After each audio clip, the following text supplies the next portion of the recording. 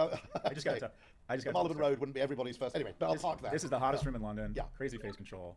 Like, you can't get in. They're not gonna let a guy like me in. I get in somehow with some friends. The doorwoman comes up to me and says, "You just got to go." She's like, "Can I have lunch with you? I'm doing a podcast." I have lunch with her, and she goes, at the end of lunch, she goes, "Here's my private WhatsApp whenever you need to come in." I'm like, "Oh my God!" I'm like Charlie from Charlie and the Chocolate Factory getting the gold ticket. Yeah. I am there twice a week for the last year. I love to drink. I love to be around people hotter and cooler than me, which is pretty much everyone.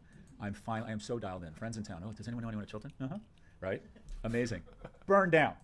That was literally the universe saying something is out of whack when this guy has access. But back to the hotel. I will now go on AI and say, what has the best gym in Berlin? Oh, it's the Soho House. What is the coolest old luxury place to take my wife? In France, Hotel du Cap. I don't need to defer to the brand anymore. I can find, using these weapons of mass It's a pretty amazing brand, actually. But it's a singular brand, and I would bet the majority of people in the US have never heard of the Hotel du Cap. I hadn't heard of it. Would you do the same if you're staying somewhere for one night? Because I would argue that... It was just a South by Southwest. Okay. I typed into AI, and I put this on stage. I'm a guy in the midst of a raging midlife crisis that wants to be around people cooler than him, and I'm totally price insensitive, right? I value cool over service. I'm gonna be embarrassed. See if I'm wrong, be dead soon. I value cool over service. I'm totally price insensitive. Austin proper, right? Get a corner suite. I do this everywhere I go. I'm headed to Miami. I'm gonna be there 4 days. I want to host. I want to do a place where I can do podcasts. I want the coolest place with the coolest people. Find a hotel or Edition. Those aren't big brands. They aren't. I mean, the reality is technology has basically obviated the need for shorthand, and a lot of that capital is being reinvested back into the actual product or some sort of celebrity info. I gotta imagine the Four Seasons is gonna be sold out in Thailand for about the next 5 years. So it's different ways of raising awareness, but I think hotels are a really interesting example of product is a new innovation. And this goes back, I want to try and answer the questions. Is the era brand over? Should we talk about that? Yeah, perfect. Yeah. I think from 1945 to the introduction of Google, the way you created shareholder value was you took a mediocre car, shoe, salty snack, consumer product, and you wrapped it in these amazing brand codes of youth, American masculinity, European elegance, maternal love, and you used this incredibly cheap mechanism for imbuing this mediocre product with great brand codes called broadcast media. And you could sell a shitty peanut butter that cost 20 cents for $2, or fairly uninspiring, not that interesting shit to put on your face for $7 that costs 20 cents, or a crappy beer that costs 9 cents, you could sell it for $1.99 or $2.99 or $3.99. And then Google came along. And all of a sudden, I don't any longer needed to buy Norelco to shave my head. And I found out there's this company in East Germany that used to make propellers from Messerschmitts that makes the best clipper in the world for bald guys. I would have never found that without Google. You can now, and quite frankly, mediocre products with great brands no longer work. I mean, to a certain extent, if self-expressive benefit, they do amazing things, but it's much more difficult now to maintain that unearned margin with mediocre products with great branding. It just isn't. It's just much harder. So these weapons of mass diligence, it sounds sort of passe, but kind of product is the new bomb again, and your brand is a function of innovation. I don't need to run ads with Sam Shepard saying "like a rock." I'm gonna have a car that gets tuned up over the airwaves. That was Tesla. Now their brand has really gone down in my view in the last 2 years. I'm not gonna have dealerships in a bad part of town. I'm gonna put them in the mall, and I'm gonna have this guy who gets me billions of dollars in free marketing every year because he's so outrageous and so good on Twitter. So I just think the era of quote unquote traditional branding is in fact over. I think the sun is past midday. I think I'd say Don Draper's been drawn and quartered. The idea of an emotional brand campaign, it used to be, I remember in the 80s and 90s, I ran a brand strategy firm called Profit. Yeah. A great ad campaign could literally change the trajectory of the company. My first consulting engagement was I was asked to sit in the board meetings of Levi Strauss & Company. They'd spend half the meeting talking about their ads. And an ad campaign could literally change the trajectory of the entire firm that year. They had, and what was interesting is most of their best ads came out of Europe. Yeah. BVH, I think was the name of the agency. Used to do this breakthrough work, and you would see a 30 or 40% lift in a product they were charging 80 pounds for that cost 7 pounds to produce. Oh my God, ka-ching. What ad campaign has changed the trajectory of Levi Strauss & Company in the last 20 or 30 years? It's just not. It's not what's going to move the needle. I'm not saying you don't need to do it. I'm not saying you don't need to be out in the market, but I go to board. I'm probably in 20 board meetings a year, other than the boards I'm in. When I used to go to board meetings, it would be the guys like Lee Clow would come and present. Shelley Lazarus. I haven't seen an ad woman or an ad man in a board meeting in 15 years. No one gives a shit what they think. I mean, they're just not invited to these meetings anymore. And they used to be the bomb. The smartest ad man or ad woman used to be the person that everyone wanted to know and wanted to hear from. That's why I sold my company, Profit Brand Strategy. I think this era is over. I literally started a company that said, manage your brands as assets, intangible associations are the only competitive advantage. That's it. We can reverse engineer all manufacturing quality, so it's all about intangibles. That was the basis for starting my company, my second year in business school. And then when Google came out, I thought, all of a sudden there's going to be an unlock around products focused on digital innovation, and brand is no longer going to be as important. It's just how we think of brand. What you might mean is advertising created brand. I mean, experience created brand, obviously products great brand. Yep. I'd also argue your Customer point, service. there are lots and lots of purchases where we want someone who's always Nate, as you refer to. Who's always what? Always Nate. Yep. So it's what you might call variance reduction or downside minimization. So my comment is that McDonald's is the most successful restaurant in the world, not because it's brilliantly good, but it's incredibly good at not being bad. So if you want to eat somewhere, you don't want to spend an hour searching for the best place to go, and you want to be sure that you'll have a reasonable meal and you won't get the shits. Consistent. It fundamentally wins, and there are a large number of. Except for the last part. Okay. No. I mean, don't get the reputational vulnerability keeps. I mean, fame keeps organisations honest. Because the consequences of bad news. I was once actually watching the TV news in the UK, and they mentioned the fact that a McDonald's in Schaumburg, Illinois, had an outbreak of norovirus or something. I remember thinking, unless that had been McDonald's, it would not have been newsworthy. Okay, so it makes people reputationally paranoid. They've got reputational skin in the game. You have reason to trust being them. Big. Yeah, being big or being famous, or just having a lot of reputation stake. But let's talk about McDonald's. McDonald's started this little company called Chipotle. They don't do a lot of advertising. No. They put all the money into the food and the customer service. Chipotle's worth more than McDonald's now. The McDonald's ad campaign, where you take celebrities and them own McDonald's, has been game-changing. Has it? I would argue that the problem is not necessarily that it doesn't work anymore; it's that people have stopped trying to some extent. Okay. There's a narrative about fragmentation of media, etc., etc. McDonald's is a tough one because I don't think McDonald's is priced to market, because I think the diabetes and colon cancer gives people. It probably should have more taxes levied on it. I think the industrial food complex just addicts young people to shitty fatty food and then hands them over to the diabetes industrial complex so they can make more money on them. I think the whole thing's the axis of evil. So. And there is this weird thing with these GLP drugs, which is Walmart has its own pharmacists, so it can tell who's been prescribed GLP drugs, and then it can use loyalty data to see how this affects their consumption. And impulsive consumption of all kinds seems to decline. By the way, it seems that they work against things like gambling addiction as well, which is weirder and completely unexpected. Every year I pick a technology of the year, a technology that'll win, a technology that'll fail. Headsets is my favorite. I just thought that was so ridiculous, headsets. I love that. Yeah. I love that. It's a prophylactic. You put a headset on, it means you're not having kids. You're being starched from the gene. Like Crocs. Should be, yeah. 100%. Kids love Crocs, right?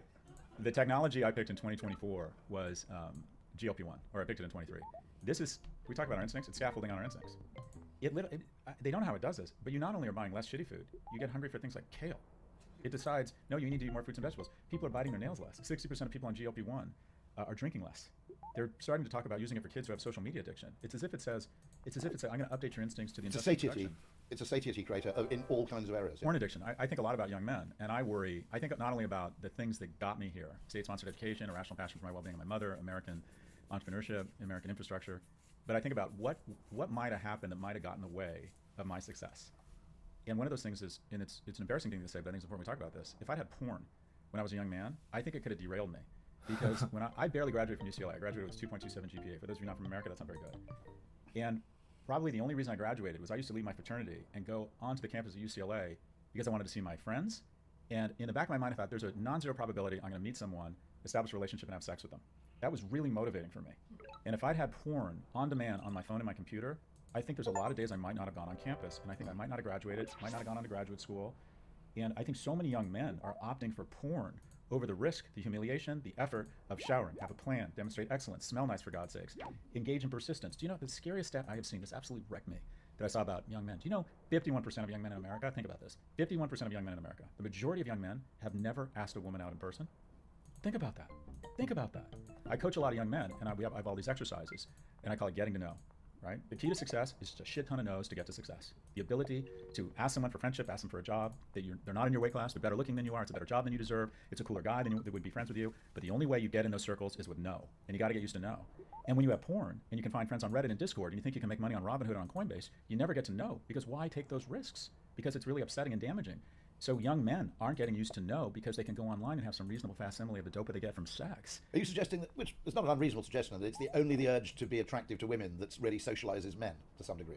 That it forces them to go out, meet people, I think it's become effectively reasonably well groomed, tolerably sanitary. Not only go out, get out of your room, be successful. Yeah. Be a better man. Demonstrate kindness. Demonstrate excellence. Look good.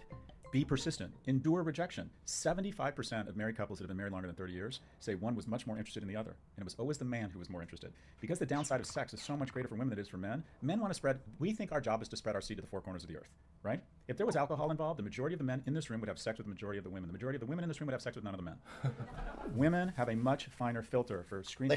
They have to, for screening the smartest, strongest, and fastest seed, right? Robert Trivers' parental investment theory, isn't it? 100%. But the question is, all right, unless men have motivation for going out and enduring rejection and developing the skills such that what these women say who weren't interested in the men, they say, I saw him at work. By the way, 1/3 of relationships begin at work. Work's a great place to find a mate. And 99.7% of those relationships are consensual. There's nothing wrong with it. Once you get above a certain level, your fly's up and locked. I'm on boards. Once you're making a shit ton of money, you take it off campus, full stop. And if you have any relationship here, you're out. I find that is the easiest thing to do in corporations. But another 98% of employees, it's a fantastic place to find a mate.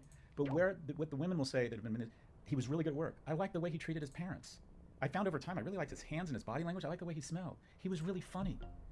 Where do young people, specifically young men now, find a venue to demonstrate excellence? They're not going to work with remote work. They're not going to bars. 40% of the bars in London have closed since 2019. They're not in nonprofits. They're not going to church. They're not serving for their country in the military. Where does a young man find a venue to demonstrate excellence such that much more selective women anthropologically can find, yeah, I will give this guy a shot? I mean, dating apps pose a problem because, interestingly, when they did research, one of the most important facets in an enduring relationship and an attraction, which is entirely at the subconscious level, is smell.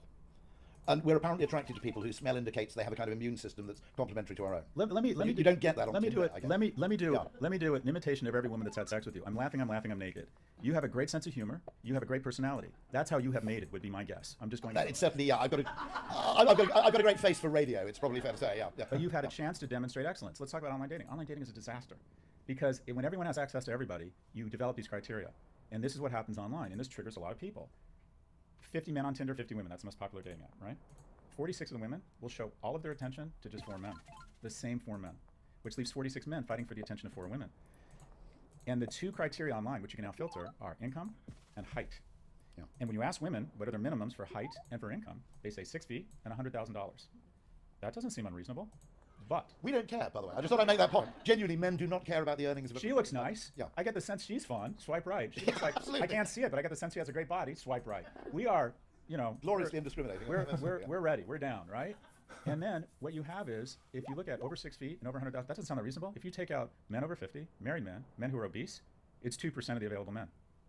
And this is controversial, but a woman who's of average attractiveness can have sex with a high attractiveness male, and then she oftentimes believes online that that's her weight class for mating, and it isn't. He'll have sex with her, but he's not interested in a long-term relationship. And then what you have is the top 10% of men are getting 80% of the mating opportunities. They can have a date every night, which quite frankly doesn't incent good behavior, and it doesn't incent long-term relationships. So what you have is, it is Lollapalooza, right? It is amazing for the top 10% of men. It is terrible for the bottom 90, and it's just a little bit shittier for every woman.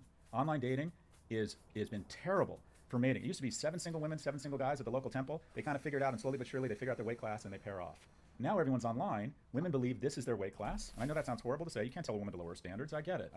And the bottom 90 of men feel rejected, and they give up, and they stop trying to be better men.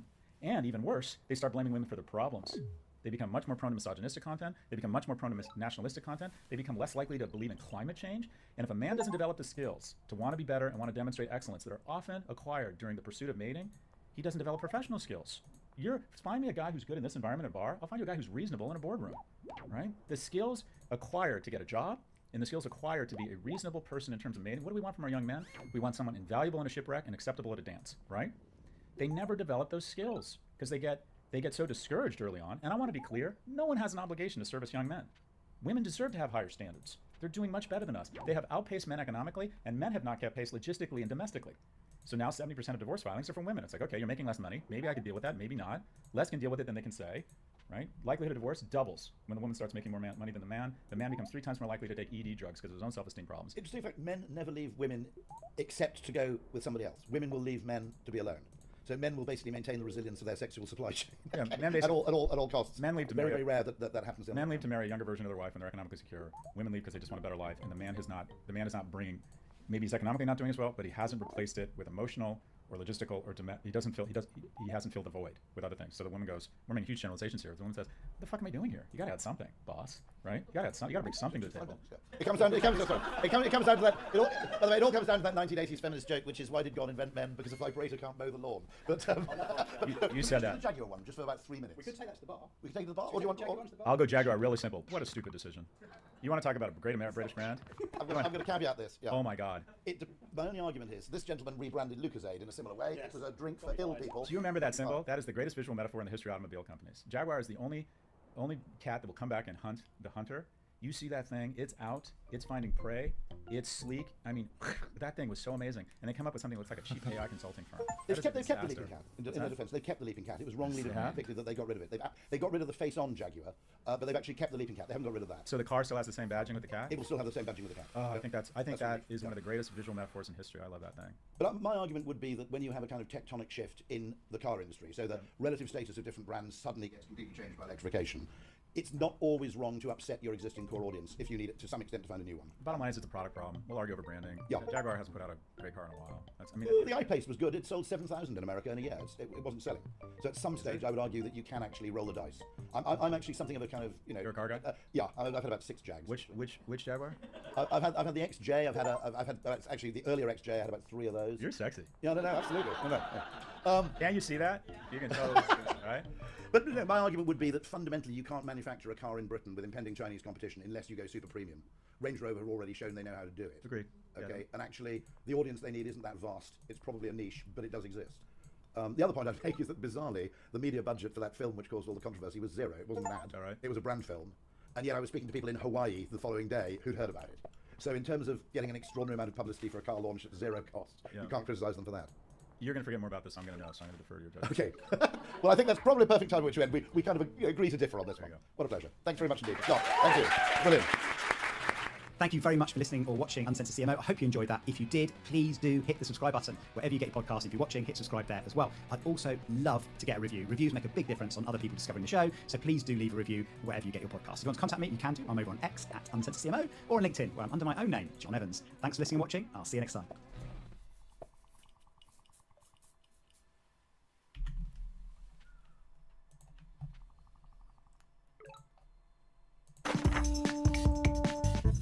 I realized that if someone wasn't interested in me, someone didn't want to hire me, someone didn't want to invest in my company, I was going to be just fine. It didn't get in the way.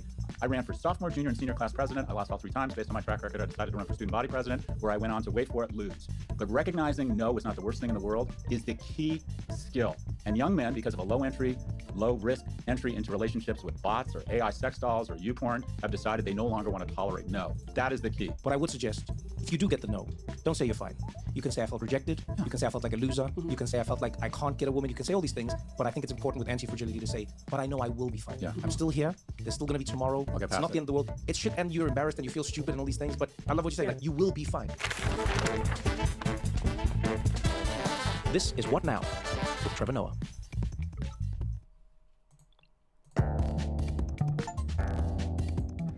Where are you coming in from, by the way? Oh, I have a place. I live in London, but I have a place. You live in here. London? I do. What part of London? Marylebone. Oh, what made you choose London? I grew up there. Around this stuff. I'm an influencer, not a decision maker. My wife told me we were moving 5 years ago. Sound like a great husband.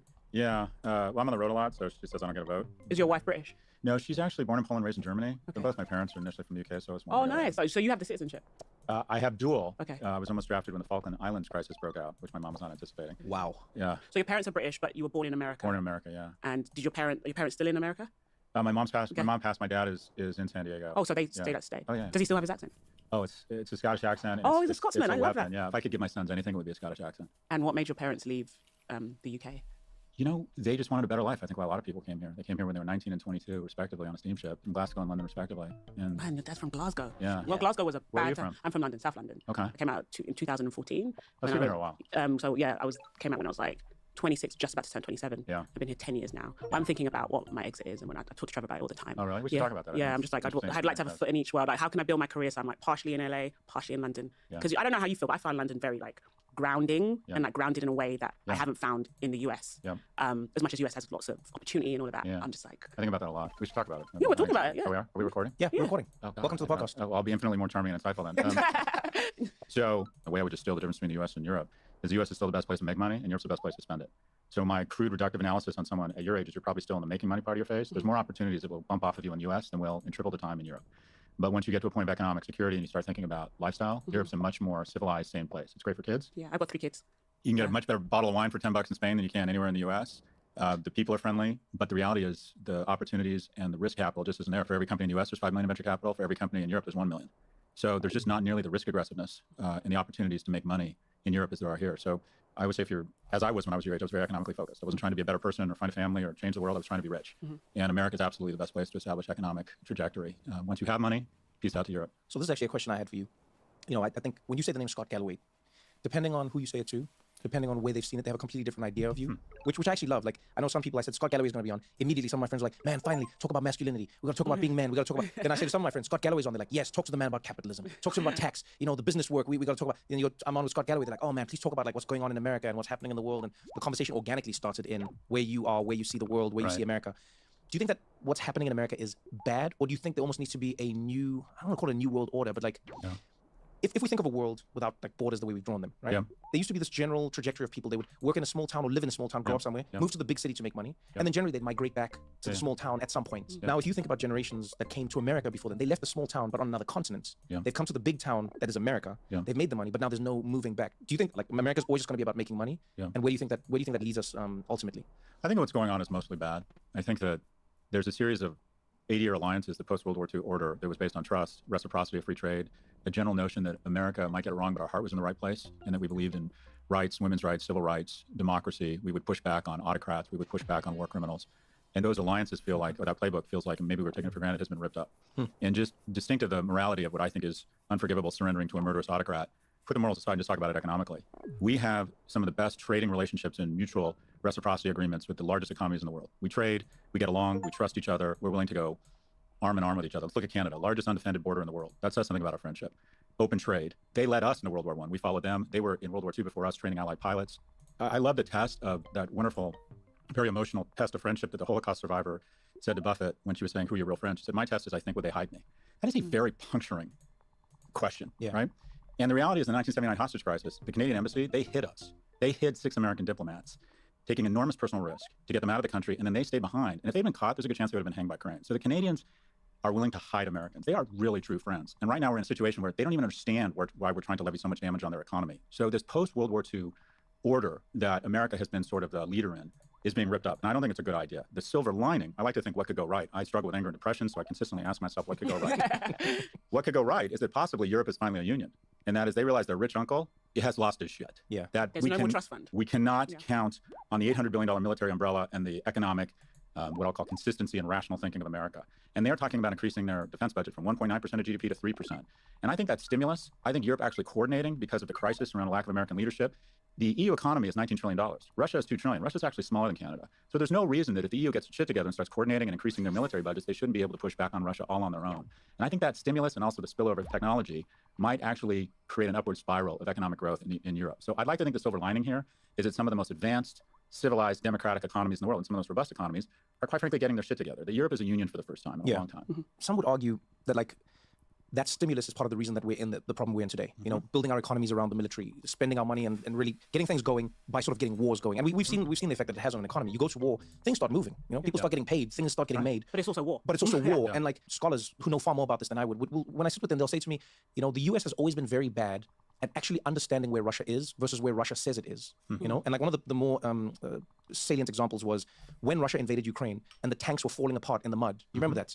And I remember analysts were shocked. They're like, well, these tanks are trash. And we didn't know that Russia, it doesn't look like Russia's infrastructure is as robust as we thought it was, the military infrastructure, right?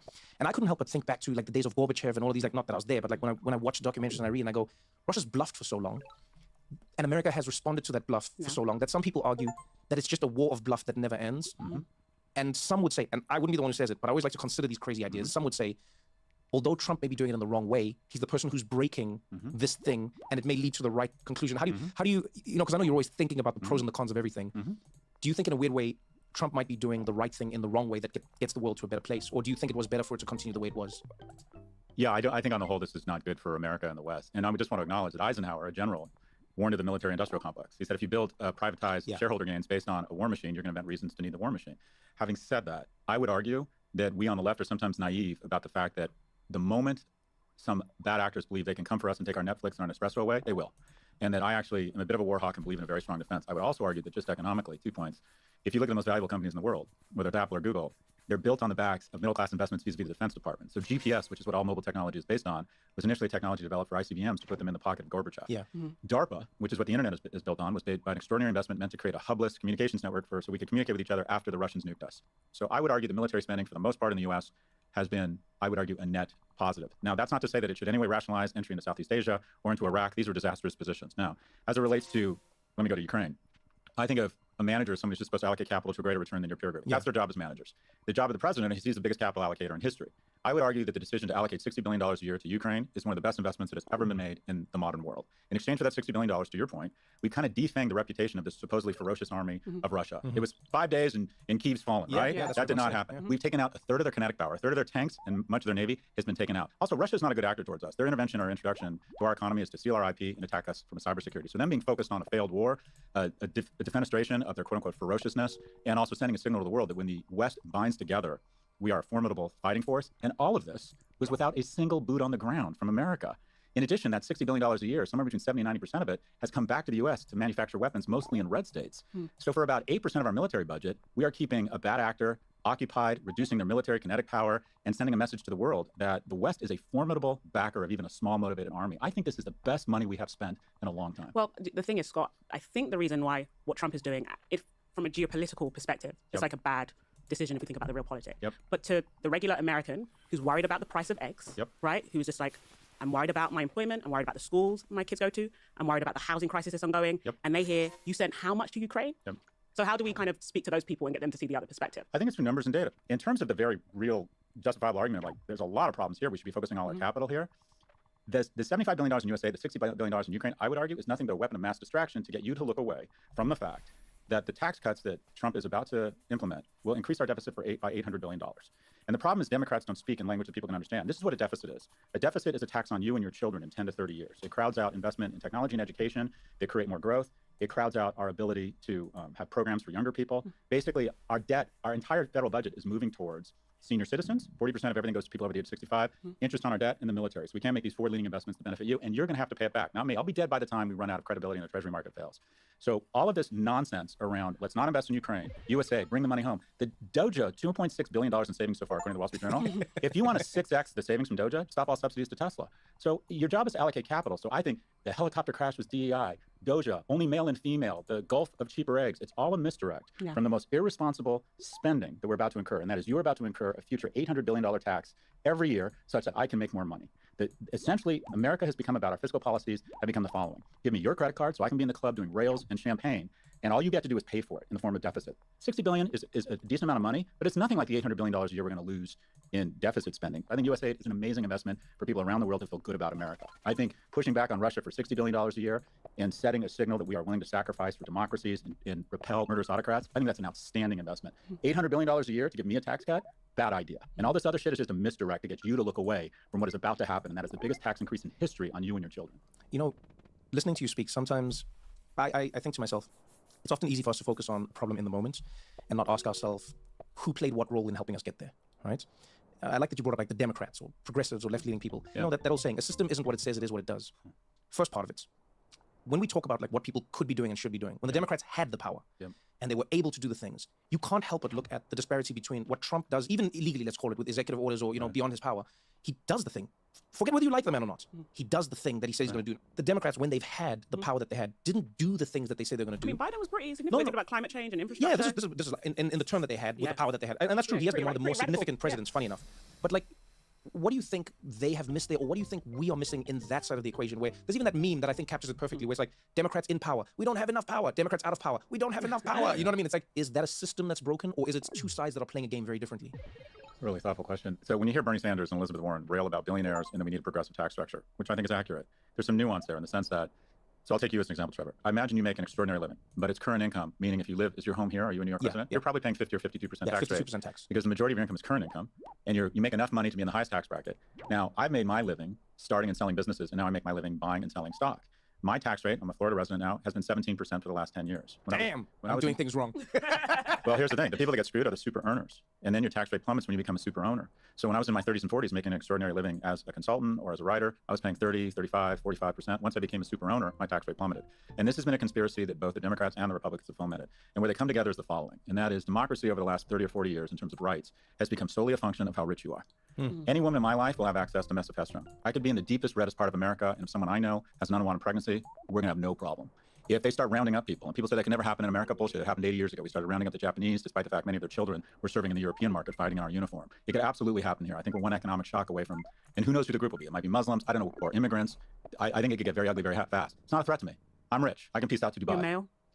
And some of that. Although, just to comment on that, I actually think in America, and this is a collective victory, and we should celebrate it, I think you'd rather be born non-white or gay in America right now than poor. I mean, but they intersect. The group There's most a likely, huge overlap. yeah, the group most likely. But you would rather say that line again, though. But you would rather be born in today's America, yeah. And this is a sign of our collective victory, but should also inform how we allocate resources and lift people up. Affirmative action should be based on color, and that color should be green. And you're going to help a lot of people of color. Yes. 70% overlap, but here's the bottom line. 70% is significant. Trevor Noah's kids, you don't need any help. Right. Your kids in America today, and we should celebrate this. You'd rather be born non-white or gay than poor. The academic gap between black and white 60 years ago was double between rich and poor. It has flipped. But Scott, don't you think it's still concerning that 70% of the people who are poor are people of color? But then the question is, how do we help them? Letting in the Taiwanese daughter of a billionaire is not diversity or affirmative action. I've never felt that's diversity. 60 years ago, there were 12 blacks at Harvard, Princeton, and Yale combined. That's a problem. Race-based affirmative action made sense. This year, 60% of Harvard's freshman class identify as non-white. But here's the thing, 70% of those kids come from upper-income homes. So where should we go? I think most Republicans and almost all Democrats agree that some people are born with wins in their face that deserve a little bit of help. By the way, I'm talking my own book. I got Pell Grants. My mother lived and died a secretary. We were generously upper-lower middle class. So I got unfair advantage in the form of Pell Grants because I came from a household that was considered in the bottom quartile. Yeah. I think that's where it should be now. But what we have in the U.S. is a conspiracy between the 1% and any administration that says, you don't need to worry, you don't need to speak up. You're the most powerful, but bitch about it to your friends and wring your hands about what's going on, but you're not going to come out and speak about it. You're not going to refuse to go to his inauguration. You're not going to refuse to give him $1 million because this is the bottom line. The rich, right, are protected by the law, but they're not bound by it. And the poor in this country are bound by the law, but not protected by it. Your rights and your democracy have never been better if you're in the 1%, but the whole point of American constitutionality and democracy is that it's meant to protect the bottom 50. Rich people don't need democracy. They don't need rights because they have money. I have more rights than any individual in history because I'm rich.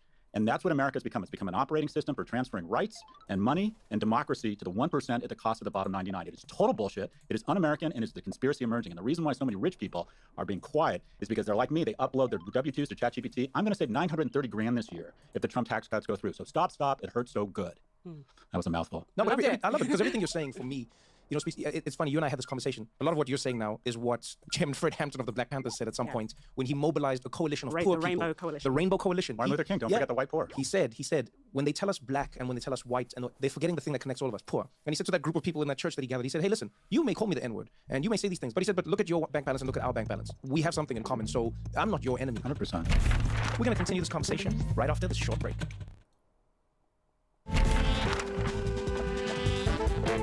So like when we think about that, like when we think about politics through that lens, did it fall apart when America said that, you know, companies or money is speech, you know, like Citizens United, is that when it fell apart? Or was this like a gradual creep? Was this the inevitable conclusion of a place that was built on the idea of just money and the most money wins? And I do want to say something.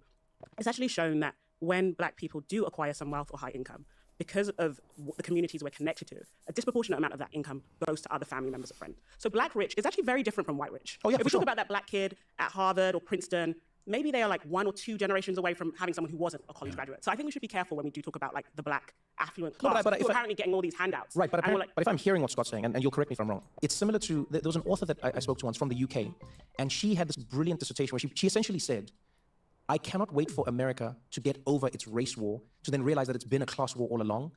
But in America, specifically in America, you cannot separate the race from the class. But even when you get past it, let's say tomorrow we wipe away color, then the real game begins. Then you'll be like, oh, wait a minute. Now we see what was peeled away. And to your point, class has become a signifier of race and race has become a signifier of class. They're intertwined. But even when you dismantle them, you will then realize that they're not actually, they just happen to be intertwined in this moment. I mean, I don't think the solve for all of this is black people, Asian people, whatever group to become rich. Or even the solve that we have for the white male crisis. Is that what you're saying, though? I don't think that's what you're saying. Well, so if you, to be fair, to acknowledge the point, so if you look at, there is still an economic apartheid in the United States. Latino and black households have an average wealth of $20,000. White households, $150,000. So it's hard not to acknowledge. And it's going to deepen with the great wealth transfer that's going to happen with the boomers. I think we have to acknowledge that. When the boomer generation pass on their wealth, they're calling it the great wealth transfer. And that is going to deepen the inequity between black minority groups and white millennials in ways that is unprecedented. There's some nuance though. When you normalize it, when you compare black and Latino households with a college education to white households with a college education, things get normalized or evened out. They don't. They're also more likely to live in a poorer neighborhood. The New York Times did a great story on affluent black people who had the same income and wealth as white people. I think we're falling into the trap of the following. I think that the algorithms and the incumbents want us to be thinking it's black versus white, and it's the old, quite frankly. Old people figured out they could vote themselves more money, and an average 7-year-old is 72% wealthier than they were 40 years ago, and the average person your age is 24% less wealthy than they were 40 years ago. Every economic policy in America is meant to transfer wealth from the lower 99 to the top 1, and specifically from the young to the old. And who it impacts most is people of color and poor people. I agree. And the question is, how do we move to a solution? But what I wanted to say Sure. is I completely agree with you, and I think what you have is a very fair reading. But I worry about us losing the nuance of the collective experience that certain groups in this country have that are different. That's why I say, to me, it sounds like you're saying the same thing. That's what I'm saying. So when I look at it from two different places, it's almost like one is meditative and one is contemplative, right? Yeah. What Scott is saying is, if you blindfolded said, we are going to help poor people in this country, more black people would be helped and more Latino groups would be helped because they are the people who are more poor. However, tons of white people will be helped because there are tons of poor white people as well. So he's going, what the promise of America is being neglected right now to people who are being left behind because we're moving to a society where it's more like an oligarchy than it is an actual meritocracy. It's all about the compounding of the money versus where your rights are in relation to you. And now what you're saying is, even when we're building these systems, we mustn't forget who's been left behind. No, I just want to use a model. The University of California, which saved my ass, I think had the right approach. In 1997, they did away with race-based affirmative action, and they went to what's called an adversity score. What is your background? Do you come from a single-parent household? Do you come from an economically strained household? Do you come from a household where someone is incarcerated? And by the way, the overlap. That's genius. Yeah. The overlap is 70%.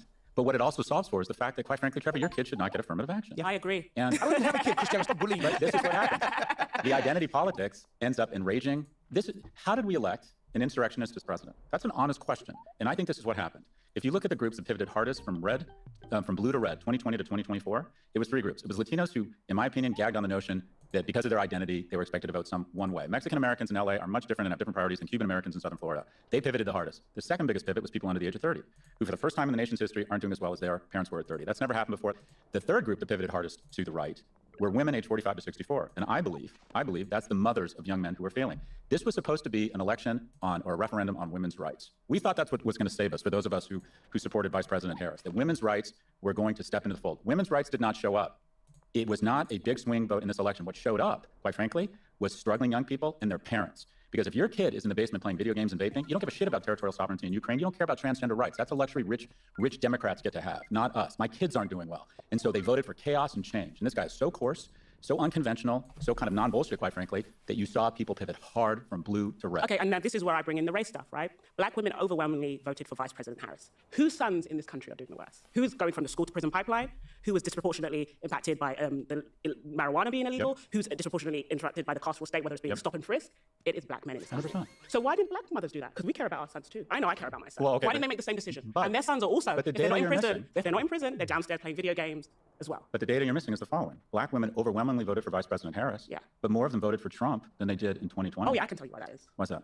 Some of the immigration sentiment really resonated. Right. Really resonated. And Tressie talks about it all the time, the idea of black jobs. A lot of people laughed at Trump when he said that thing about black jobs. But for a lot of black women, they're like, I know the jobs he's talking about, the jobs that my brother used to do, and my uncle did, and my father did. So I think the immigration sentiment also spoke to them, and also VP Harris. Some black women weren't fans of her, and they didn't feel like they should have to vote for her based on their identity. But I kind of rub up against the idea that this cohort of white women vote because they're worried about their sons. I think perhaps they wanted to be protected under patriarchy, which is a very rational decision. And I may have feelings about it, but they're probably siding with their husbands. That's a strange phenomenon, and that is a lot of women will vote for what they perceive as best for their husbands and their sons. Yeah. But we all thought, at least I thought Roe v. Wade being overturned. Roe v. Wade's another example. But these women can't have babies that shifted. Like, they're not worried about getting an abortion, they're in menopause. Fair enough. But I'll give you another interesting stat where Trump was really brilliant. I'm fascinated by how he won. We're on a podcast, right? Trump flew into the manosphere. Crypto, rockets. Joe Rogan, he flew right into the manosphere. He said, I am worried about young men. I relate to young men. I am coarse, aggressive.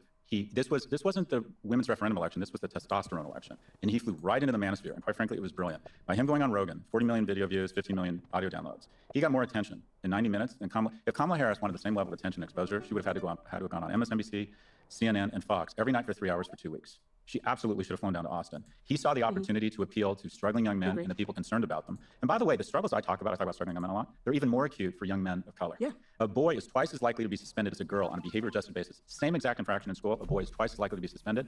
A black boy is 5 times as likely to be suspended. So we have an education system that is not only biased, in my opinion, against males, it's really biased against males. All these problems I talk about with men, whether it's suicide, opiate addiction, homelessness, it's especially acute among non-white men. But this is something, going back to your question, when did this happen? I feel like America, and I'm an atheist, so I'm not suggesting that church is the answer, but as a nation becomes wealthier, its reliance on a super being and church attendance goes down. But into that void we still need answers, so we try and find idols. And the new Jesus Christ of our economy are technology innovators, tech billionaires, because this shit feels like magic, and these people create trillions in wealth, so we're fascinated by them. And I think where we came off the tracks is this idolatry of money. When I was a kid, my dad's boss had a slightly bigger house, but we all went to the same country club, we all went to the same school. Money buys you everything from better healthcare to better schools to a much broader selection set of mates. So we have become obsessed, understandably, with money. The idolatry of the dollar and these tech innovators has gone berserk. And so the pursuit of the dollar, in my opinion, has crowded out almost all traditional character. When the wealthiest man in the world, and probably the most admired man in the world, is making Nazi salutes, we normalize that shit. Why? Because he's really fucking rich. Look what money has done to us. Look what it's done. If you had a friend who was making Nazi salutes at parent-teachers conferences and was being sued by 2 women for sole custody of their kids, and you had heard from credible sources that they were addicted to ketamine, wouldn't you move in and say, hey, boss, something's wrong here?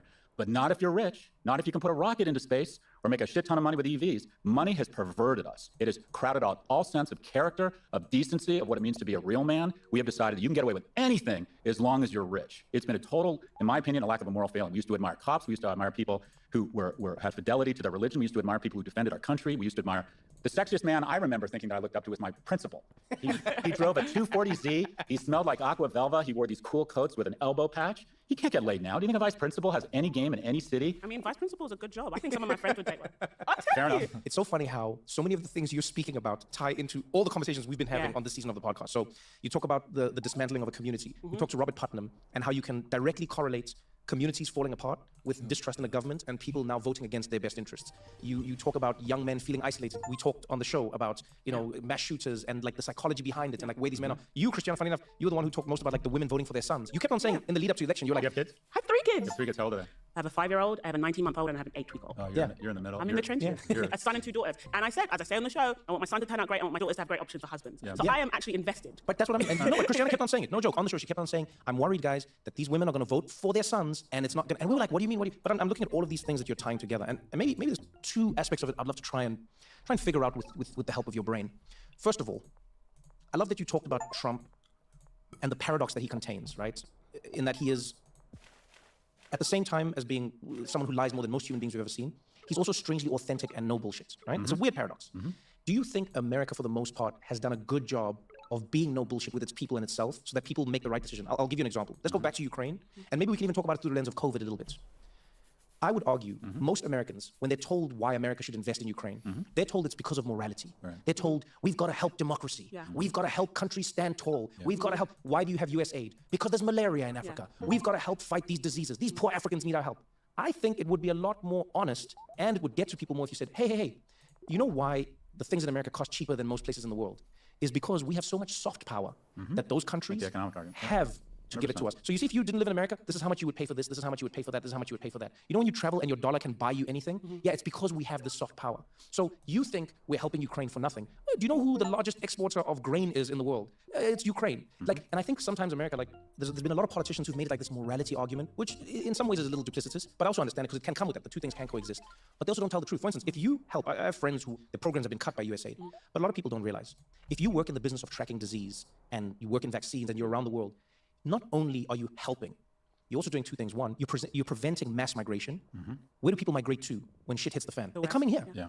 So it's like help them in their country before they come to your country. I don't see any politicians on the grand scale saying that. The other thing that I don't see them talking enough about is how it benefits America and its surveillance. You get the data. People forget this. When America's helping the world track malaria or AIDS or whatever, you're also getting data on people, and data is power. Data is information that you can use to help your markets. Do you think there's a world where that would help, where people get a little more real, saying to Americans, hey, actually, we're not just doing this because we're nice guys. We're doing this because it makes us powerful and rich. Yeah, 100%. I think so. For example, think of the world as 159 NFL teams, 159 countries. Imagine you were the one team. They got first-round draft choices every year. You get to pick any player in the world because you're that one team. Everyone wants to come play for that team. That's America. The best and brightest all have one thing in common. They want to come here. I mean, it's just, and that's so that soft power, that brand imagery that, okay, we make mistakes, but our heart's in the right place, whether it's the Peace Corps or USAID or our incredible products. Trump came along and basically saw an opportunity where Democrats and Republicans have been lying to us and afraid to tell people the truth and saying one thing in front of one audience, saying one thing in front of another. And he just came along and came across as very authentic, was crude and was coarse. And we got so sick of this kind of starched vocabulary from our politicians and not doing anything. And also corruption on both sides. Speaker Emerita Pelosi has been trading stocks. That's just blatant corruption. Right? And they would argue on the right now that this, at least, yeah, this is corruption, but we're just more brazen and more less opaque about it. You've had the same corruption on the left for a long time, just through lobbyists. And, how does... Yeah, the revolving door. Yeah, how do these people get so wealthy? So, look, I always like to offer a solution in terms of money in politics and some of the corruption. I believe we should go to a Singaporean model. I think every one of our representatives and senators should make $1 and $3 million respectively, and there's absolutely zero tolerance for any special interest group, any speaking fees, can't go to work for a lobbyist, pay them a shit ton of money. Because after you leave office, you can't go to 5 years. Okay. Singapore model. Okay. They pay them a lot of money, but they say zero tolerance for corruption. You cannot take campaign contributions from a military-industrial complex. You cannot take speaking fees. You cannot go to work for Merck or Pfizer the day after you leave office. And they pay them a lot of money because the incentives right now are, if you're a senator and you're making, what, $230,000 a year, you may not even be able to afford your home in Los Angeles and DC. So the incentives to do what everyone else is doing and find different ways to take money. The thing that's most disappointing about Washington, as I have come into some level of economic security, is not that they're whores. I knew that. It's what cheap whores they are. How cheap are they? Well, look at the Menendez story. My mind, can I tell you, even like I say this as a South African, with my South African friends, we would talk about this. We were shocked when we found out that Senator Menendez did the thing that he did for like a Mercedes-Benz C-Class. Yeah. No, a C-Class, not an S-Class, not a Maybach. I'm shocked at how many times America's corruption or even like lobbying and whatever comes up, and I can't believe how cheap the price is to buy America's soul from these people. It's the best ROI in the world. Give $1 million to the Trump campaign. Pay $40 million for Melania Trump's shitty documentary. Fine, right? The fastest growing expense line across big tech as an R&D, it is an AI, it's lobbying. If you were to give $25,000 to each of the 100 senators, $2.5 million bucks, real money, I bet every time you go to Washington, one of 70 of the 100 would meet with you in person. Damn. And influence is a function of proximity. And it's not them, it's the system they're in. The person who raises the most money gets reelected. So we've created an incentive system where they're basically paid to be pay for play. For God's sakes, pay them a lot of money. They're important, they work hard, they're mostly good people, but zero tolerance for corruption. Yeah. Anyways, I think that there's just no getting around it. Money has washed over Washington, it's been weaponized by money, and we have an incentive system that is the following. More rights, more democracy as you get richer. And the reason the bottom 99 put up with it is that America's superpower is our optimism. Most kids believe and are taught you're going to be in the top 1%. Yeah. I can prove to every one of us that 99% of our children will not be in the top 1%. And so we put up with a level of income inequality and rights accruing to the 1% because God love us. Most of us believe my lottery ticket, I know the lottery's dumb, but my ticket's a winner. My kid is in that 1%.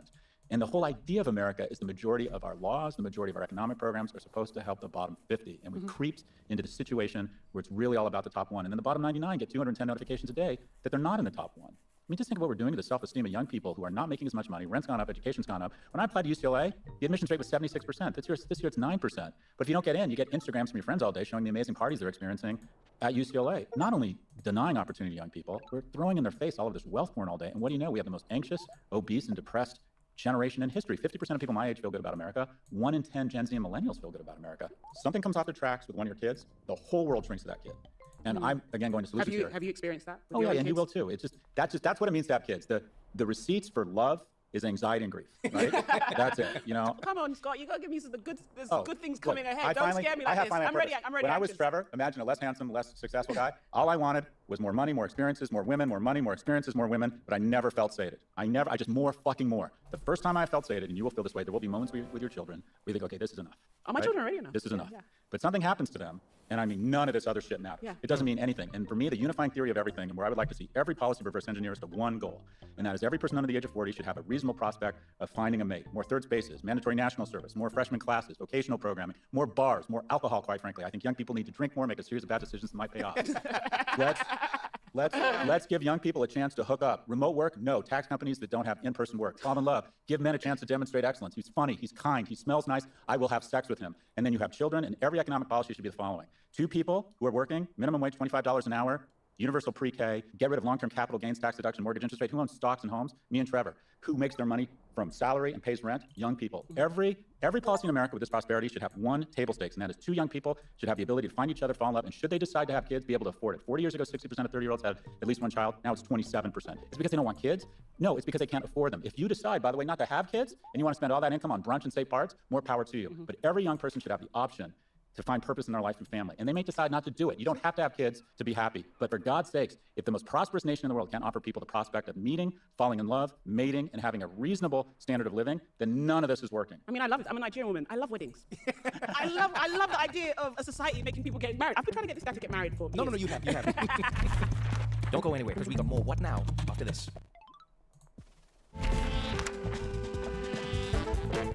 You know, one of the first videos I saw of yours, a friend sent it to me, and you were talking specifically about mates and mating and relationships and people, and you said something about, and I think you captured a deep feeling that not many people were speaking about. And funny enough, Christiana talks about it a lot. I think that's why she's such a fan of yours as well, is the idea of the purposelessness that can come with not having love or not having some sort of thrust in your life. And I saw this video of yours, and I remember thinking, man, because someone was like, what do you think, this is crazy or not? And I was like, I think this is brilliant. And also, it's so easy to prove in the most extreme circumstances. Go to any terror cell in the world. Like, I'm talking like ISIS. What are they promising them as well? Wives Women. and girlfriends, yeah. It's crazy that even on that level. In the afterlife, in paradise. But I'm saying even before the afterlife, they're saying we're going to go there and we're going to take women. We're going to get wives. We're going to get in some parts of the world where life is a little simpler, unfortunately, because it's harsher. You see that reality slap people in the face. My life is not going well. I'm joining ISIS. Because ISIS didn't just tell me we're going to fight. They said we're going to fight to get a wife and a better life. Also a key, ISIS pay. Well, they pay some people. But the reason they got more, at point, they got more recruits in Al Qaeda is because they paid you a bit more. Oh yeah, well, they were smart in the So beginning. it's just like they gave them jobs. Yeah, so let's talk about the man side of this whole thing, because I love that you talk about it, the manosphere and the. Before we even get into that, I'd love to know, what do you think it is about you that has connected with a group that people would have argued wouldn't have connected with your views maybe like 2 years ago? Because if you wrote down on paper, Scott Galloway, this is what he believes in. He believes in basic incomes being this. He believes in healthcare. He believes in pre-K. He believes in. If somebody had drawn that up and then somebody had put the crypto bros and the whatever we want to call people if we're putting them in a box, they would have said, oh, this person will never agree with that person. And yet you've made massive inroads with a lot of these young men who people have said wouldn't agree with their views. So and some young women, I'm a fan. Oh no, yeah, but I'm saying the men. But I'm saying the men in particular, where people have just said no. Yeah. You know. So what do you think it is that you are saying, or what do you think it is that you are doing that is connecting you to them, and what are other people missing about connecting to them? Well, first of all, thank you. Your comments were generous. Look, I started talking about struggling young men 5 years ago, and real insight is when you state something that's obvious that people weren't thinking about, and the data is just overwhelming. And that is, no group has ascended faster globally than women. And by the way, we should do nothing to get in the way of this. More women are seeking tertiary education now globally than men. The number of women elected to parliament in a democracy has doubled in the last 30 years. In the United States, women in urban metros under the age of 30 are making more money than men. More single women own homes than men. 2 in 3 women under the age of 30 are in a relationship, only 1 in 3 men. You think, well, that's mathematically impossible. It's not, because women are dating older because they want more economically and emotionally viable men. What you have in the US is no group has fallen further faster than young men. And it's for a variety of reasons. Biologically, their prefrontal cortex is 18 months behind a woman, so it doesn't catch up till 25. They just lack the executive function and the judgment. A big part is male abandonment. A lot of young men don't have the male involvement in their lives that is key. And even if you were to say that 5 years ago, the gag reflex was, well, what are you saying? Mothers can't raise sons? No, I'm not saying that at all. But the research is pretty striking. When there's a single-parent household, and let's be honest, 92% of the time it's the woman heading the household in a single-parent home, as mine was, the girl in the household has the same outcomes. Same rate of college attendance, same rates of self-harm. In some, she's okay. The boy, the moment he loses a male role model, becomes much more likely to kill himself, much more likely to be incarcerated. What it ends up, if you look at the data, is that while boys are physically stronger, they're emotionally and mentally much weaker. And we don't even want to acknowledge, at one point, 4 or 5 years ago, you could get into trouble by even claiming there was a difference amongst genders and young people. And if you were advocating for men, you were seen as a misogynist because so many unproductive voices filled this void with bullshit, thinly veiled misogyny.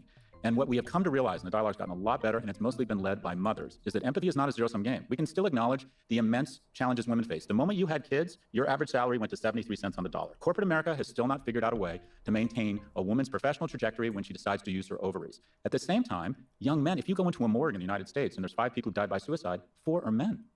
If any other special interest group was killing themselves at 4 times the rate of the control group, we'd weigh in with programs. And finally, we're starting to acknowledge that women cannot continue to flourish and our country cannot continue to flourish if young men are floundering. But Scott, don't you think it points to the fact that a lot of men don't care about men?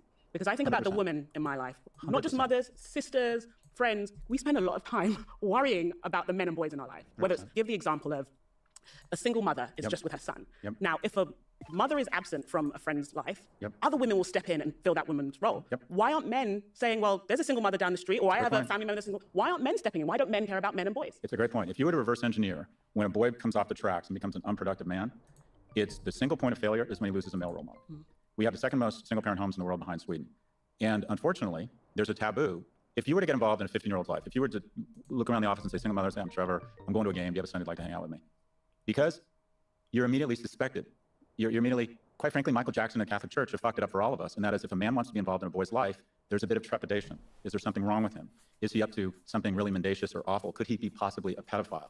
And this is such a tragedy because there are so many men with fraternal love to give that maybe don't have kids of their own, or maybe just are concerned or see the problem, who are willing to weigh in, and they're kind of told by society not to. And also, quite frankly, men are not stepping up. There are 3 times as many women applying to be Big Sisters in the New York Big Sisters program as there are men applying to be Big Brothers. In sum, if we want better men, we have to be better men. And you're exactly right. There needs to be a zeitgeist in our society. Family court, neighbors. The moment a boy no longer has a male role model in his life, other men need to step into the void. My mom was really good at this. She made sure I'm still in contact with a couple of her ex-boyfriends. There was a neighbor across the hall who used to come over with his girlfriend and take me horseback riding. I had men in my life. And sometimes there are millions of young men right now, boys. The first male role model they have is a prison guard. Because men aren't stepping up. And I think I'm writing a book on masculinity. I think of concentric circles of masculinity. You take care of yourself. You're strong. You're economically viable. You're kind. You're a fucking monster. You have this unbelievable thing called superior bone structure, risk aggressiveness, this amazing substance called testosterone. You protect others. You take care of yourself. Second circle out, you protect your family. You're a good provider. Next circle out, you take care of your community and your neighbors and you help other people.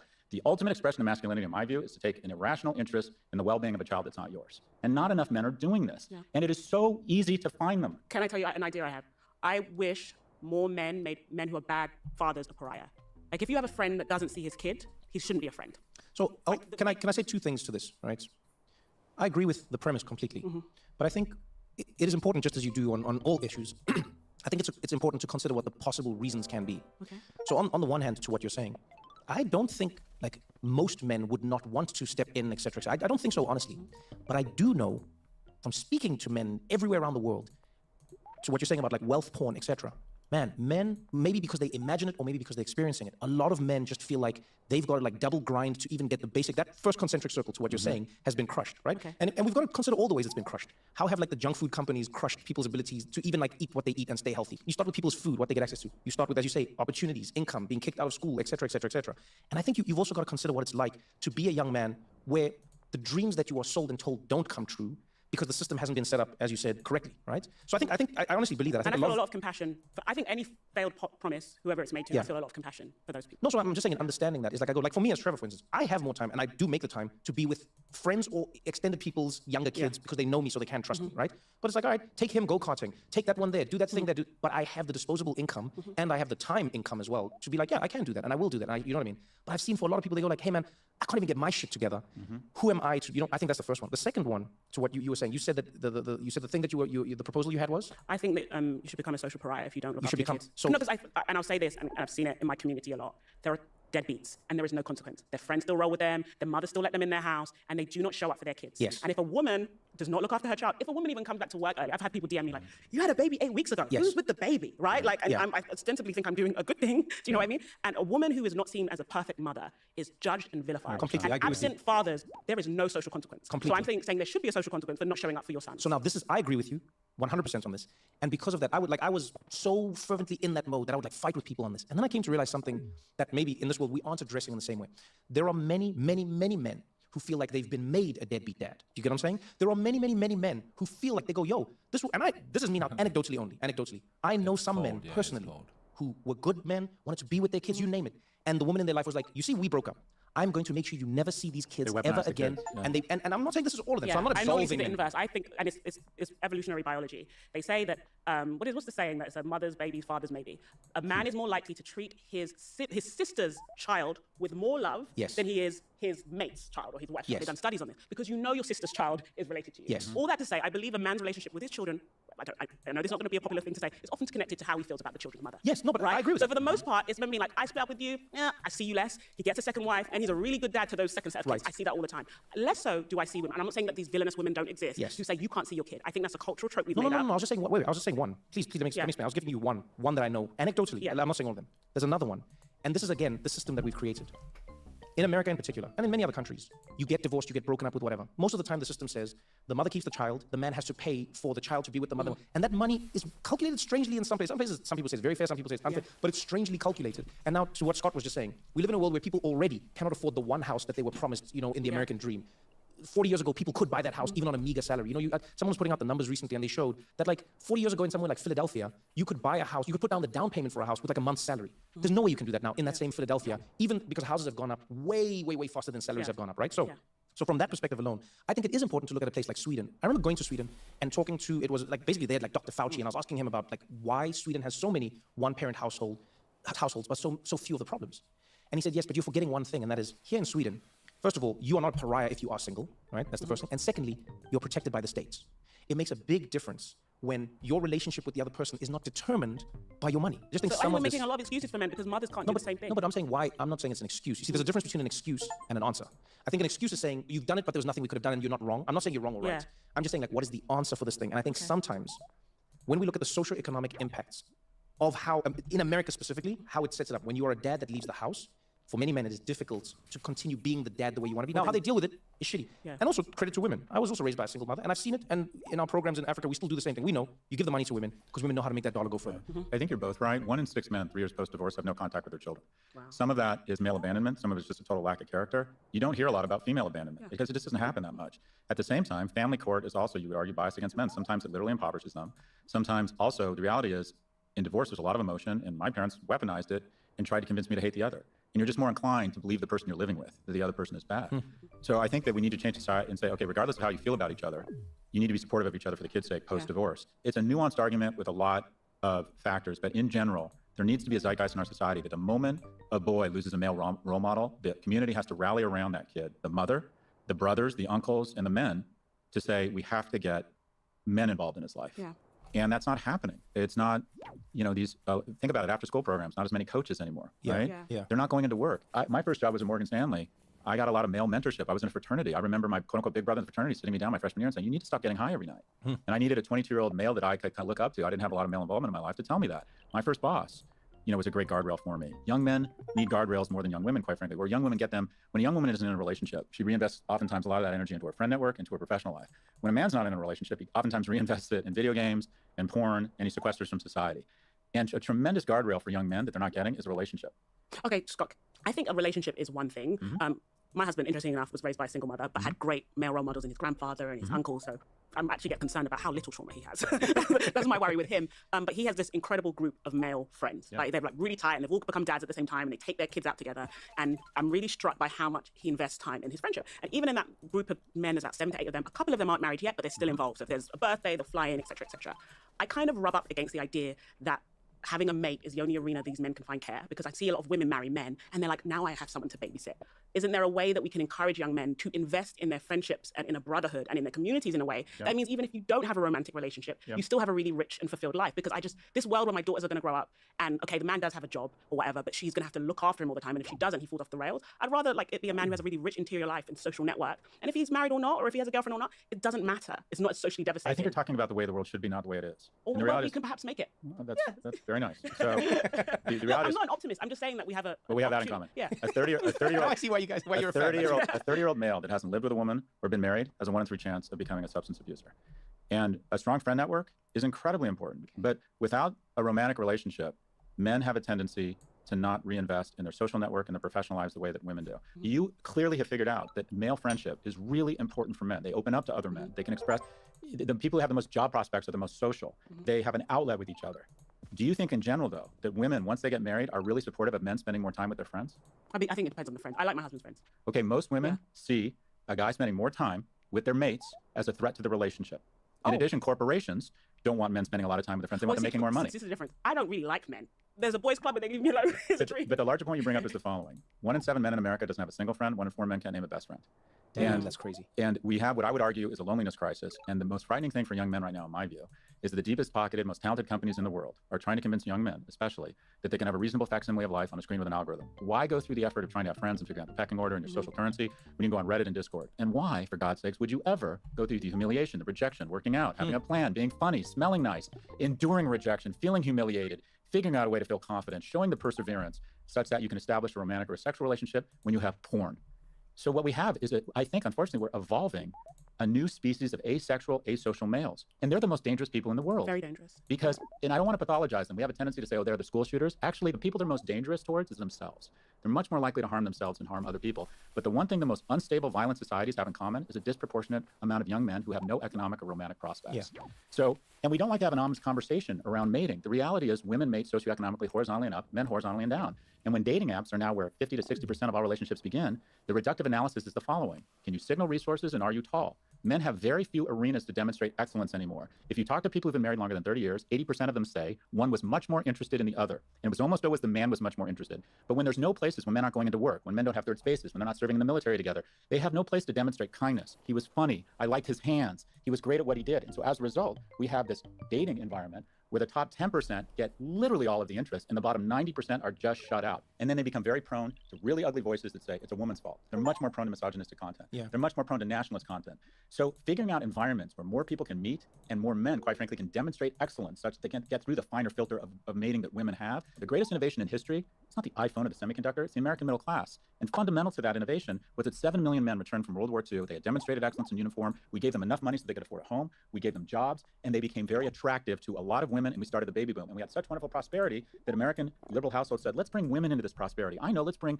non-whites into this prosperity. And we got along because the majority of our leaders had served in the same uniform, so they saw themselves as Americans before they saw themselves as Republicans or Democrats. But unless we figure out a way to level up young people and find a place where they can meet and fall in love and mate, and they have the economic wherewithal to do it, we're just going to continue to generate the most dangerous person in the world, and that is a young man with no economic or romantic prospects. I coach a lot of young men, and one of the first things they talk about is they really want a girlfriend. And the first question I ask is, would you have sex with you? Would you have sex with you? Yeah. Do you have a plan? You don't need to be a baller, you don't need to be rich, but do you have a plan? Are you going to vocational school? Are you thinking about driving an Uber and saving up so you can get a second car? Do you have a second Uber? Do you shower? Do you have good grooming? Are you funny? Are you willing to endure rejection? Are you willing to try really hard? Would you have sex with you? And there aren't enough men. How many times have we heard, I've got all these great women in my life, they're so attractive, they're so shit together, but they can't find a man. No, they just can't find a man they want to mate with. And women are getting taller every year. They're becoming more economically viable. It's leading to a lot more divorce because, quite frankly, men are not ascending in terms of picking up some of the slack logistically. So it's like, okay, you're no longer a provider. And by the way, it's not like you're really picking up the slack at home. Right. So women are saying, you're out. Yeah. So for a lot of reasons, I think we have to figure out a way to have honest conversations with men around, okay, this is what women are attracted to. Signaling resources. That's the hard truth. You need an economic plan.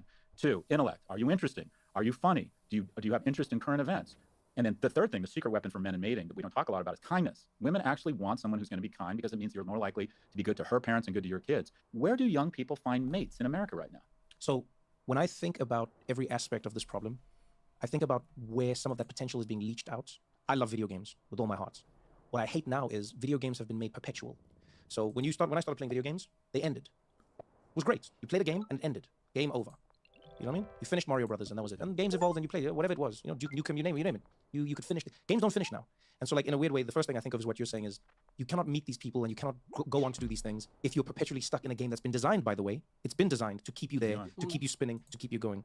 You also aren't going to think of being kind or funny when you're not around other people. We've shown time and time again, being with people makes you like those people, as in like it makes you be more like them. But if we don't have third spaces where people can go without money, for instance, how do we get that? Like, where are you going? I even ask people this all the time in New York and Manhattan. Anyway, I go, where can you go without money? Honestly, yes, you can go to a park, but beyond that, like in the doldrums of winter in New York, where can you go? Yeah. You're from London? Yeah. 40% of nightclubs in London have closed down since COVID. I know. Young people don't have money, and they're also drinking less. But you were talking about kind of, I think our economy has moved from an attention economy to, unfortunately, an addiction economy. And I think it's especially hard on young men who are more prone to addiction because they're more risk aggressive. I think basically our economy now, the kind of axis of evil is get people addicted to shitty food, to gambling, to porn, and then hand them over to the addiction industrial complex. The most valuable company in Europe now is a GLP-1 producer. Right. And then if you think about young men, they're much more prone to addiction, and especially gambling addiction. 6 and 7 gambling addicts are boys. 50% of college-age men bet on the Super Bowl. And the net income of Las Vegas is down 40% this year because everyone now has a casino in their pocket. Yeah. And the crazy thing about gambling addiction is that the addiction with the highest suicide rate is gambling. Because if you had a meth addiction, we would know it, and someone would weigh in who cared about you. You can get out so far in front of your skis with a gambling addiction, and no one knows. Yeah, we talked about that on the podcast with Kaya, my friend. His younger brother committed suicide because he was deep in gambling debts. No one knew until it was too late. Idea. Things spins, and now this was even pre the apps in that way, and now it feels like. I mean, the apps run every sport now. The NBA, the NFL, they're almost sanctioned by the leagues now. They're the official betting partner of. Do you know what I mean? Yeah. So let me ask you this then, Scott. Like, I like that you said you love offering solutions. Let's try to think of a solution for the individual and a solution for the community. You know, as Christiana eloquently put, I think even when we're talking about race, it's important to think of who's most affected. And ironically, when men are disaffected, women become the most affected. Yeah. You see it in like the rates of violence that women will experience. They become these dangerous men. Yeah, you know? Yeah, no, definitely. So let's talk about it on the individual side. There's a young man who's watching this right now. Yeah. And they go, Scott, I don't have connections. I don't see hope. I don't see anything. I'm watching this video on YouTube right now on my phone or on TikTok or wherever I am. What are like 3 steps I can take that just get me on the path to moving forward to purpose, kindness, and a space where I can show my brilliance? I love that. So I try to walk the walk. I try and coach 2 young men at a time. And the people I coach, quite frankly, are struggling. You know, I get a lot of people who send me emails and say, will you be my mentor? And I talk to them, like, dude, you could mentor me. You know, I talked to some 24-year-old working at Google. He's like, I need a mentor. I'm like, you're just fine. Well, the first thing I do, I try and do it in person, but oftentimes it's over Zoom. The first thing I do is the following. I say, unlock your screen. I want to see your app time. And the first thing I do to put them at ease is I say to them, I gamble, I buy options. I'm not immune from gambling. I like porn. I try to modulate my use, but I like porn because I want to put them at ease. I'm not going to judge them. And I say, okay, everyone has an advantage. You want to lean into your advantage. Your advantage as a young person is you have a lot of capital, but you have human capital. You have more time than money, but that's an advantage. We're going to find 8 to 12 hours of human capital of time in your phone. And it's so easy between TikTok, between X, between Coinbase, between YouPorn. In about 3 minutes, I can get them agreed to find 8 to 12 hours a week of human capital. I'm like, all right, next week, we're going to open your phone and you're going to show me that you took 8 to 12 hours of human capital out of your phone. And we're going to reallocate that precious human capital into 3 areas. 1, you're going to start getting fit. You need to be strong. If you're under the age of 30 and you're a man, you're blessed with an unbelievable physiology. Any man under the age of 30 should be able to walk into any room and know if shit got real, they could either kill and eat everybody or outrun them. You'll be kinder. you'll feel better about yourself. Who breaks up fights at bars? Big, strong guys. Who defends our country? Big, strong men. You want to feel better about yourself. You want to be less prone to depression. You want to feel good about your mating prospects. You need to get strong. We're going to work out 3 to 4 times a week, too. We're going to start making some money. You got a smartphone, you can make money in this economy. I don't care if you're a Lyft driver. I don't care if you're a TaskRabbit. Going to a Panera, I was on the board of Panera. If you show up when you're supposed to show up 3 times in a row, you can be making 18 to 20 bucks an hour in about a month. Because you're going to get a taste for the flesh. You're going to find out that money is amazing. And when you start making money, you start getting good at it. You start figuring out what are the behaviors that get rewarded for money? Where are the opportunities? And then when you buy shit, it gets your greed glands going. And you start thinking about, I'd really like to go on another date. I'd really like to be able to buy my mom something. You get a taste for the flesh of money. The way you make a lot of money is by starting to make a little bit of money. No one starts off making 100 grand a year. Most of us have had jobs where we're making no money. And then the third thing we're going to do is 2 times a week, we're going to find ourselves in the company of strangers in the agency of something bigger than ourselves. Church, nonprofit, a riding class, homeless shelter, anything, in the agency of something else. And here's what we're going to do after a month of that. Where the exercise, this is kind of 3A, I want you to approach a stranger and express interest in friendship, or, and this is the hard one, express romantic interest while making that person feel safe, right? Hey, do you want to watch the game this weekend? Let's go to the pub. Arsenal's playing Liverpool. Do you want to go? Yeah. Hey, would you like to have coffee? An attractive woman or a woman you're attracted to. She's not dumb. She realizes, okay, you're probably interested in her. And that's not the goal. The goal is the following. The goal is no. You're probably going to get a no. They'll be nice, but they'll probably say no, right? And I'm going to call you the next day, and I'm going to ask you if you're okay. And this is what you're going to say. Yeah, I'm fine. And that's the key. The key to success is no. Because you're going to realize that the people who are successful, who have romantic partners, who have economic success, had a shit ton of no's to get to that point of success. This is the scariest stat I've read. 51% of 18 to 24-year-old males have never asked a woman out in person. Think about that. They don't have the confidence or the skills to approach a woman and ask her out. That's it. The goal is the no. Because you get enough no's, eventually you're going to get a yes. I can't tell you how much rejection I've endured from women. And the reason I am with a really high character, hot person is because I got comfortable with no. I have a question, Scott. Sure. I love the recommendations you've given to men. As a parent, there's parents at home listening to this, they're raising like preteen adolescents. What are the things that they can do to kind of push their sons along the right track? Is it delaying giving them a smartphone? Is it putting them in clubs? Not all boys are athletic. Do you know what I mean? No, I'm laughing because my mom made me work at home. Oh, so you had like... No, to what you're saying, and I just laughed thinking of it now because of what you asked and what you said. My mom, I think, intuitively sort of figured it out. I couldn't get a job at a Panera. South Africa was different in that way. But she made me work at home. So she went, there are tasks and things that we need done. And like, some are physical, some are... Did she pay you for them? Yeah, but she paid me. And she was like, this is your... And then she made me pay rent to live in the house. No, really. And she was like, this is your portion of groceries. And it was this weird cycle, even though she was giving me them. And I remember asking her, I said, this is ridiculous. The money's going You're giving me the money that I'm then giving back to you to then have the thing. And she said, yes, honey, that's all money in the world. Right. She said, that's literally what it's going to be. Your company's going to give you the money that you're then going to buy their product with and give it back to them. And then you're going to give the government tax that they're going to then give you back with a road. She said, that's how money works. I want you to get used to the reality of it. But I'm sorry, it just made me think of that. So I want to be clear. Do as I say, not as I do. I have not figured this out. I have kids. My kids have done really well, but well, then you have figured something out. Well, but to be clear, they have at different parts of their life struggled with device addiction. You think if anyone would understand technology, it's me. I have kids who sneak into the bathroom and are on TikTok and have to bang on the door and say, start masturbating, get off your phone. But look, the basics, right? I think the key for parents is what I think quality time was something invented by executives who weren't spending a lot of time with their kids. I think the key is garbage time. I'll always take my kids, drive them somewhere, because what I find the moments of real value and real emotional connection, unfortunately, happen totally randomly. Yeah. You can't force them or predict them. You're taking your kid to school and he says, I asked this girl out. I'm like, well, what happened? And he talks to you about it. Or I don't think there's any replacement for just a lot of time. And then what you were talking about chores, I've done a terrible job with that. I think sports and fitness is really important for kids. I think kids, especially boys, are like dogs. A tired boy is a better behaved boy. I think they just need to sweat. And they need, I have boys, so I'm not as in touch with what girls need. And then the other thing that I've had trouble figuring out is letting them fail. My son was going to a party at the Westfield Mall. My kids are really into malls at 14. And it ends up there's 2 Westfields in London. And I got an Uber and I sent him to the wrong one. Was it the Shepherd's Bush? Yeah, I sent him to the wrong one. The Shepherd's Bush one, yeah. So immediately, it's like his mom wants to call MI6. He's texting me, Dad, you're an idiot. His mom calling me, I can't believe you did this. And finally, I blew up and by accident did the right thing. I said to my kid, I'm like, you have an Uber app. You have Google Maps. You have an Oyster card. Figure it out. I'm done. Mom, he's going to be just fine. When I was my kid's age, I used to leave my mom's house with a Schwinn bike and Abba Zaba bar and 35 cents, and I would literally come home 14 hours later, and I had to navigate bullies, I had to navigate stray dogs, and I failed a lot, and I realized this is absolutely the right thing to do. Jonathan Haidt, who's my colleague, he summarized it perfectly. We overprotect them offline and we underprotect them online. I am trying to do a better job of letting my boys fail. All right, that's a bad idea. If you ask my advice, I'll tell you it's a bad idea, but okay, have at it. You think you can go to soccer practice without shoes? Just see how that works out. Have at it. I'm trying to do a better job of letting them fail because if you look at what happens at the freshman year at NYU, we have real issues now around depression and self-harm. And it's for 2 reasons. One, and this is Jonathan's ballywick, because they're on social media and they have a lack of self-esteem, especially girls. And 2, we have created so much bulldozer parenting and concierge parenting that we've used so many sanitary wipes on their lives that they don't develop their own immunities. And they show up to freshmen at college and they get their heart broken or they get their first C and they literally freak out. So by the time I got to college, I was like you, I had failed a lot. And I had thick skin, not thick skin, but I had calluses. Yeah. So I'm trying to do chores, athletics, a ton of garbage time, and letting them fail. But I want to be clear. I struggle. I have outsized emotional reactions. I get too angry at my kids. I say things I shouldn't. I overprotect. I underprotect. I am still trying to figure it out. We're all trying to figure it out. And that's why we're here. There you go. Scott Galloway, thank you very much, man. Thank you for making the time. Thank you, for Scott. braving the journey. That was fun. This was really amazing. Great. Thank you. Thanks very much.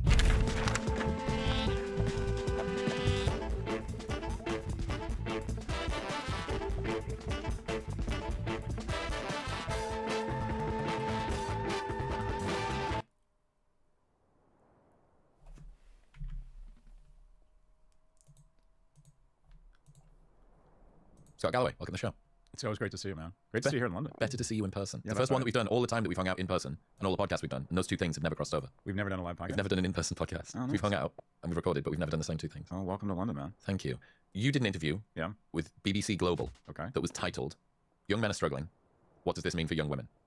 Yeah. This men struggling, women most affected framing is wild to me. Yeah. Does that irritate you in the same way as it does me, to have to do this weird sort of land acknowledgement to the challenges that women face, even as we're talking about the problems that men are facing? I think it's productive to think of it as a societal problem. Well, moving to solutions, I think the only way you get stuff done here, or the most effective way to get stuff done, and the lesson is, I've spent the majority of my life struggling with this issue professionally, and that is, I think I'm good at being right. I'm not very good at being effective.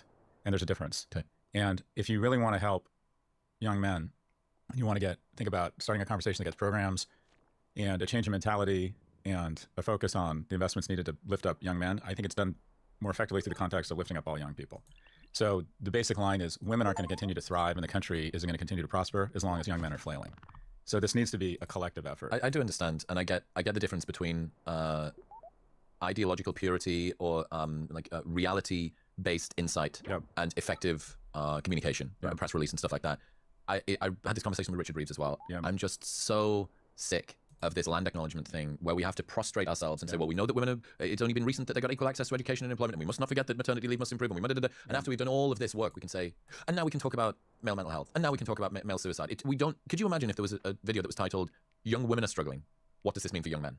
Like, that wouldn't happen. At no point does somebody do this disclaimer about the struggles of men in suicide in order to talk about female breast cancer. That doesn't happen. Oh, there's definitely, there's a bias, but it's understandable. For 99% of our time on this planet, there has been, men of my generation had an advantage. And so the muscle memory, the reflex reaction, the gag reflex is understandable.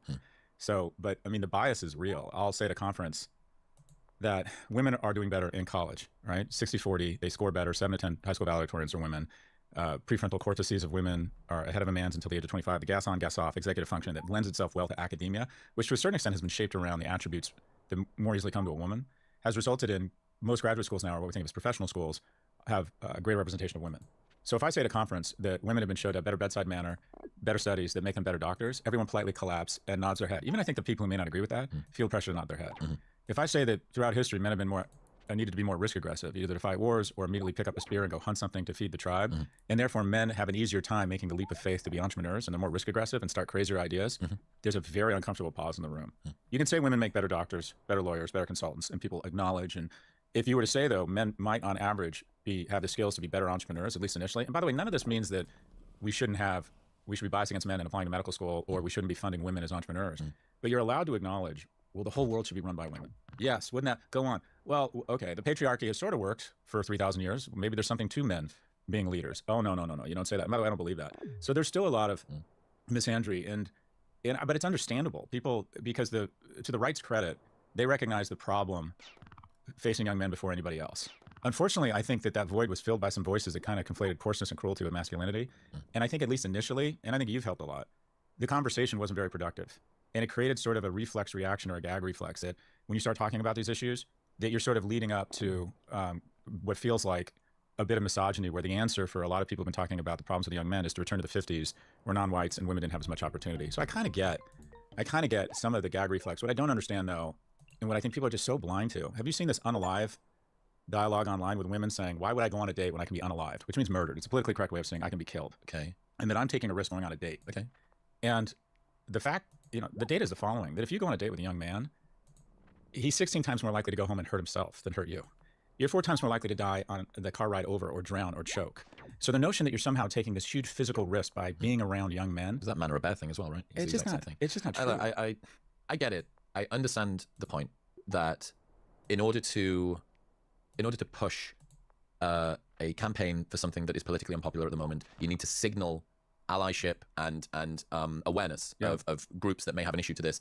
I find it quite exhausting, and I find it quite irritating. And I brought it up to Richard Reeves. He made a really great point, which was one of the issues you see with anybody that cares about something and campaigns a lot is as they continue in their career and they feel like nobody's listening, they ramp up the intensity of how inflammatory they are when they speak. And you can see this with climate change activists, right? They're like, the planet's burning, like here's orange paint on a fucking Van Gogh, whatever. I'm gonna glue myself to the M25 because nobody's listening. And the odd thing is that kind of increasingly inflammatory rhetoric just turns more people off, turns people on. But I get, even in myself, who I think I'm usually pretty well regulated, I find in myself this rebellion, this desire to rebel against, I can't be bothered to have to say, I understand. I want to do it once at the start of my career and say, hey, here are all of the things that women have had it tough in, but you need to do it each time. It's like landing a plane in Australia.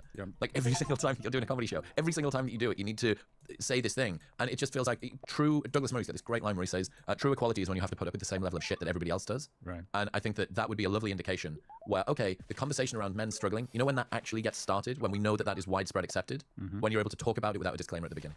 I think that's fair. So one example, so Title IX, 40 years ago, it was 60-40 male to female college enrollment. We decided that was unacceptable. To have 50% more men in college, and college has been, and still is to a certain extent, maybe to a lesser extent, but still, a fantastic ticket for economic mobility. And we decided it was unacceptable to have 50% more men in college than women. So we passed basically what was affirmative action, discrimination, unfair advantage for women. Same merit, same scores, lift them up. But it was headed in the right direction. Women were ticking up. Where are we now? Exact same place, 60-40, women to men, and it's headed in the wrong direction. It actually, the numbers even get worse when you look at graduation rates because men drop out at a higher rate. I've heard no discussion. 7 times more men dropped out during COVID than women as well, I think. Yeah, it would be politically unpalatable to suggest affirmative action for men, but this is what's happening in schools. There's informal, under the radar affirmative action because admissions directors will tell you they're having trouble getting men to apply. They don't feel welcome at college.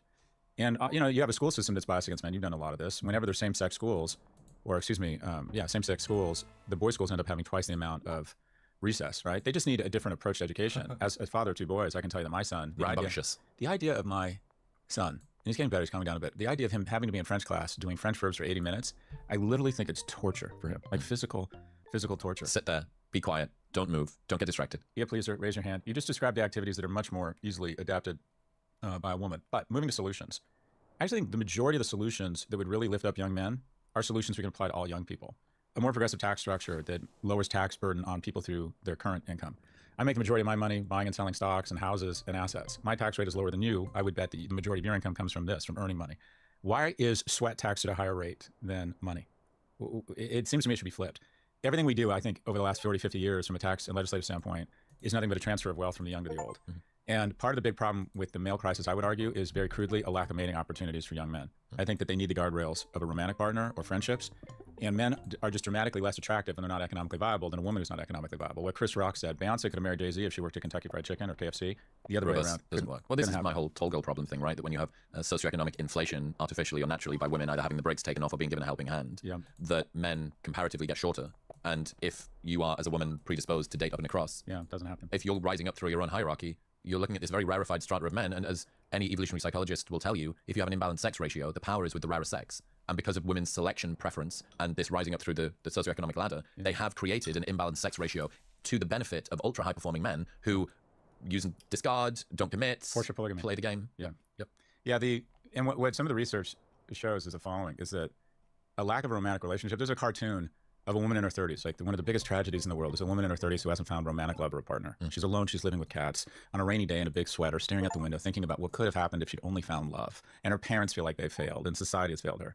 The reality is men need relationships more than women. And that if you look at the data around what happens when a young woman doesn't have the benefit of a romantic relationship, she oftentimes pours that energy back into her friends and her professional life. Men oftentimes, not all men, but a lot of men or more men pour that energy back into unproductive things. They go deeply online. They're more prone to conspiracy theory. 1 in 3 men who don't either cohabitate with a woman or are married by the time they're 30, there's a 1 in 3 chance they're going to be a substance abuser. Widows are happier after their husband dies than when he was alive. Widowers, less happy, right? Men on average in a relationship live 4 to 7 years longer. women do live longer, but only 2 to 4 years. The reality is, we as great men, deal. What's that? It's a great deal for guys. Partnership is a great deal. Yes, divorce, half the thing. Yes, I understand. Sexless bedroom, blah blah. We benefit more. It's a good deal. And I've said, says the man that's unmarried in the room. I got you're in that 10%. I get the sense life's pretty good for you. But anyways, the reality is, men need those guardrails more. And one of the things I said on another podcast that got a lot of pushback was, I think, at least initially in a relationship, I think men should pay for everything. And where the pushback come from, men or women? Yes, mostly women. Women immediately said, you're using money to control me. This is the patriarchy. And my view on this is the following, that a woman has a much shorter window for propagation and mating. So her time during those fertility years is more valuable. So scrutinize more aggressively. Well, and the downside of sex, quite frankly, the risks of downside of sex are greater for a woman than a man. In addition, a man benefits more from a romantic relationship than a woman. So there's an asymmetry of benefit. And I think you want to offset that financially? Well, I think it shows a certain level of commitment and a recognition of the asymmetry. The reliable signal thing, yeah. By saying, I'm interested in this, I'm serious. I recognize the asymmetry. I recognize that this is better for me to rebalance it a little for you by paying for dinner. And I think that's a great take. I would push back on what you said about how the woman in her 30s who's got the cat and is in the jumper thing. I think the archetype's gone. I think that it's very lauded and applauded now for women to be, deep into their 30s and still just doing themselves. Yeah, because it's kids on their own. Again, there's this idea that I came up with when talking to Richard Reeves, actually. I called it the soft bigotry of male expectations. So you were talking about how if you were to say women are able to be better doctors, better this, better that, you get applauded for it. But if you were to say that there are some things that men are better at, that's not. If you were to say that those things, CEO leadership, that is something that women should aspire to do, you would also get applauded for that. If you were to say developing your nurturing nature, being more sensitive, being more caring, being able to tap into your EQ as a woman is something that you should develop, that's the sort of thing that you wouldn't. I came up with this soft bigotry of male expectations thing when there was a anthropological study that was redone on the amount of big game hunting contributed to by women. Turned out that the data had been fucked with an awful lot. The reanalyzed thesis was women did just as much big game hunting as men, and sometimes even more. But there was loads of fuckery in the data. One hunt was counted to say, if you contributed to one hunt, that was 1 to 1. It didn't count the number of times that happened. So a man could have gone out on 50 hunts a year, and the woman went on 1, a woman went on 1, and they were counted as 1 and 1. It also didn't count what the women were hunting in terms of how big was the game, etc., etc. And it made me think, there was obviously an agenda to trying to put forward women as being able to do the thing that the men did just as well as the men, which implicitly derogates what the women can do that the men can't do. So we want the women to be able to do what the men can do, but if we laud what the women can do that the men can't do, that's somehow lesser. And I was like, that's really fucking sexist. That's really judgmental and superbly patronizing to women. If you were to say, well, being a mother, alloparenting, coalition building within a local group of aunts and friends and grandmas and stuff, like that's not, or local spatialization and making sure that whatever the environment is kept tidy in a manner that men would struggle with, or the cooking or the cleaning or the caring or the raising. Like, no. You should be looking at big game hunting. And I'm seeing this, whatever men do is seen as desirable for women to do. And implicit in that is so much fucking sexism that the call is coming from inside the house. Like, you do realize that you're, like, stereotypically cooking yourselves as women. You're saying what we can do naturally is implicitly less valuable. Schultz told me this story of his wife. She used to work at Google, and they would go shopping, and they would have their daughter with them. IVF, like difficult journey in order to be able to get there. And the ex-workmates from Google would say, so where are you now? What are you doing now? And his wife would give this answer, and Andrew said, fucking killed him. He says, I'm just a mum. And he said it was the just that made him feel like, she can't, it is a very difficult needle to thread to be able to take pride in being a home builder as a woman. And in that is every, and there are some women out there who don't desire a family and it's the right decision and so on and so forth. It seems like 8 in 10 childless women didn't intend to be childless. This is Stephen Shaw's work. Fucking 4 in 5. And there's groups of these women grieve families they never had. Yeah. And so there are some. There's 1 in 5, whatever it is, that I've made this decision and that was my choice, so on and so forth. That means that if you want to be a mum, how do you take pride in that? Well. Yeah, but what I would say, Chris, is that the shame is even, the unfortunate shame is even greater when a man says, I'm a stay-at-home dad. There's still an expectation that if a man is an economic, there's a general stereotype that a man who's a stay-at-home dad didn't choose to be at home. It's because he's not a real man and can't make a living. And so I think that there's shame across that whole decision to stay at home. But so I'm a proud progressive, liberal, whatever label you want to put on me. And I think where we get it wrong sometimes is that we have a general narrative that starts from a good place, good intentions, and we take it too far. And women should be able to perform well in the workplace and step into the boardroom when needed. Anything which isn't that is less than. The example I was going to use is that 5%, supposedly about 5% of the populace is non-binary. They don't identify as heterosexual, right? Hang on. The non-binary heterosexual? 95% people, the data I've seen is that people think a third of America is Jewish, lives in New York, and is gay. And the reality is the non-heterosexual community is about 5%. Okay. And that community has been demonized, victimized, persecuted, has had a shitty history in the United States. So wanting to feel protective, wanting to have programs that lift them up, I think makes all the sense in the world. The problem is that we see it as a zero-sum game, and that recommending that men lean into their masculinity or women lean into their femininity is somehow seen as taking from the non-binary community and is insulting. So, and if you, especially on the male side, if you say women are more nurturing, women should lean into the fact that my partner can hear my kids get up in the middle of the night and knows exactly what they're doing and that they're about to come into our room. And I mean, I sleep through the whole thing. My kid comes home from school or from his soccer match and she says something went wrong. He's not doing well. It seems fine to me. I mean, there's just an intuition.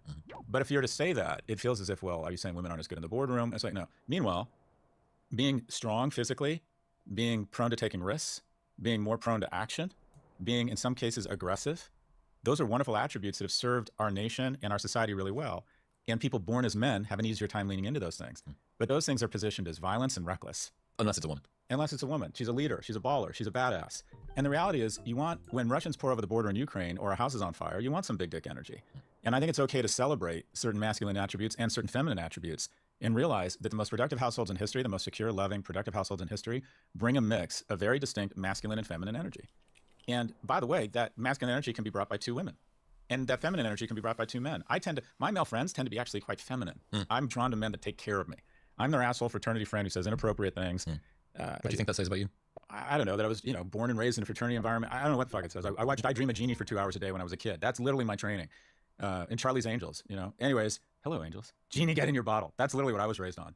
But a recognition that male and masculine energy is a great combination doesn't take from the fact that there's some people who are non-binary. And so Democrats, I think, in an effort to be sensitive, to be thoughtful, to help lift up people who need a lift, now it's just gone too far. DEI on campus. There's 200 people in the DEI department at the University of Michigan. And 55% of the freshman class identifies as non-white. So do you have 200 people working on getting more white males from Republican states? These apparatus get built up. They were needed. They're no longer needed. In 1960, there were a total of 12 black people at Princeton, Harvard, and Yale. That was a problem. Now, Harvard, 55% non-white. But the problem is that those non-whites, 70% come from upper-income homes. So we don't want to actually solve the problem anymore. We want to solve diversity has never been diversity of class. And this is something that's, being in the UK, I'm sure that you feel more closely. 100%. We need affirmative action. I'm a beneficiary of affirmative action. It should be based on color, but that color's green. The academic gap between black and white used to be double what it was between rich and poor. Now it's flipped. It's double between rich and poor as it is between non-white and white. So if we really want to help society and help lift up people, Trevor Noah's kids aren't going to have any problem getting into college. They're not going to have any problem. In other news, this episode is brought to you by Momentous. If your sleep's not dialed, taking ages to nod off, you're waking up at random times and feeling groggy in the morning, Momentous sleep packs, how did I miss both of those? Are here to help. They're not your typical knock-you-out supplement overloaded with melatonin, just the most evidence-based ingredients at perfect doses to help you fall asleep more quickly, stay asleep throughout the night, and wake up feeling more rested and revitalized in the morning, which is why I take these things every single night and why I trust Momentous with my life, or at least with my sleep, because they make the highest quality supplements on the planet. What you read on the label is what's in the product and absolutely nothing else. And if you're still unsure, they've got a 30-day money-back guarantee, so you can buy it completely risk-free, use it, and if you do not like it for any reason, they will give you your money back. Plus, they ship internationally. Right now, you can get 35% off your first subscription and that 30-day money-back guarantee by going to the link in the description below, or heading to livemomentous.com/modernwisdom, using the code modernwisdom at checkout. That's livemomentous.com/modernwisdom and modernwisdom at checkout.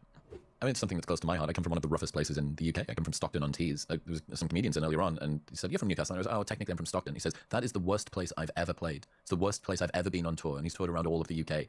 So for me, I have this sort of, huge fucking bee in my bonnet to say this. The real supposed group that was originally uplifted by liberal progressive types, it was supposed to be about class. It wasn't supposed to be about race or sex or orientation or whatever. So on that point there, have liberals and progressives started to pay attention to the man problem, or is it still just a cursory glance? How much do they actually care? Just started. I went to the Democratic National Convention. It was a parade of special interest groups. The struggles of women, the struggles of non-whites, the struggle of the gay community, the struggle of immigrants. The only group that wasn't mentioned is the group that on any metric has fallen further faster relative to any other group, and that is young men. And if you go to the DNC website, and this has changed since I did the podcast with Michael Smerconish, it used to be they listed 16 demographic groups under a section called Who We Serve. This is who the Democratic Party is here for. Native Americans, Pacific Islanders, Black Americans, veterans, the disabled, seniors. I added it up. It was 74% of the population.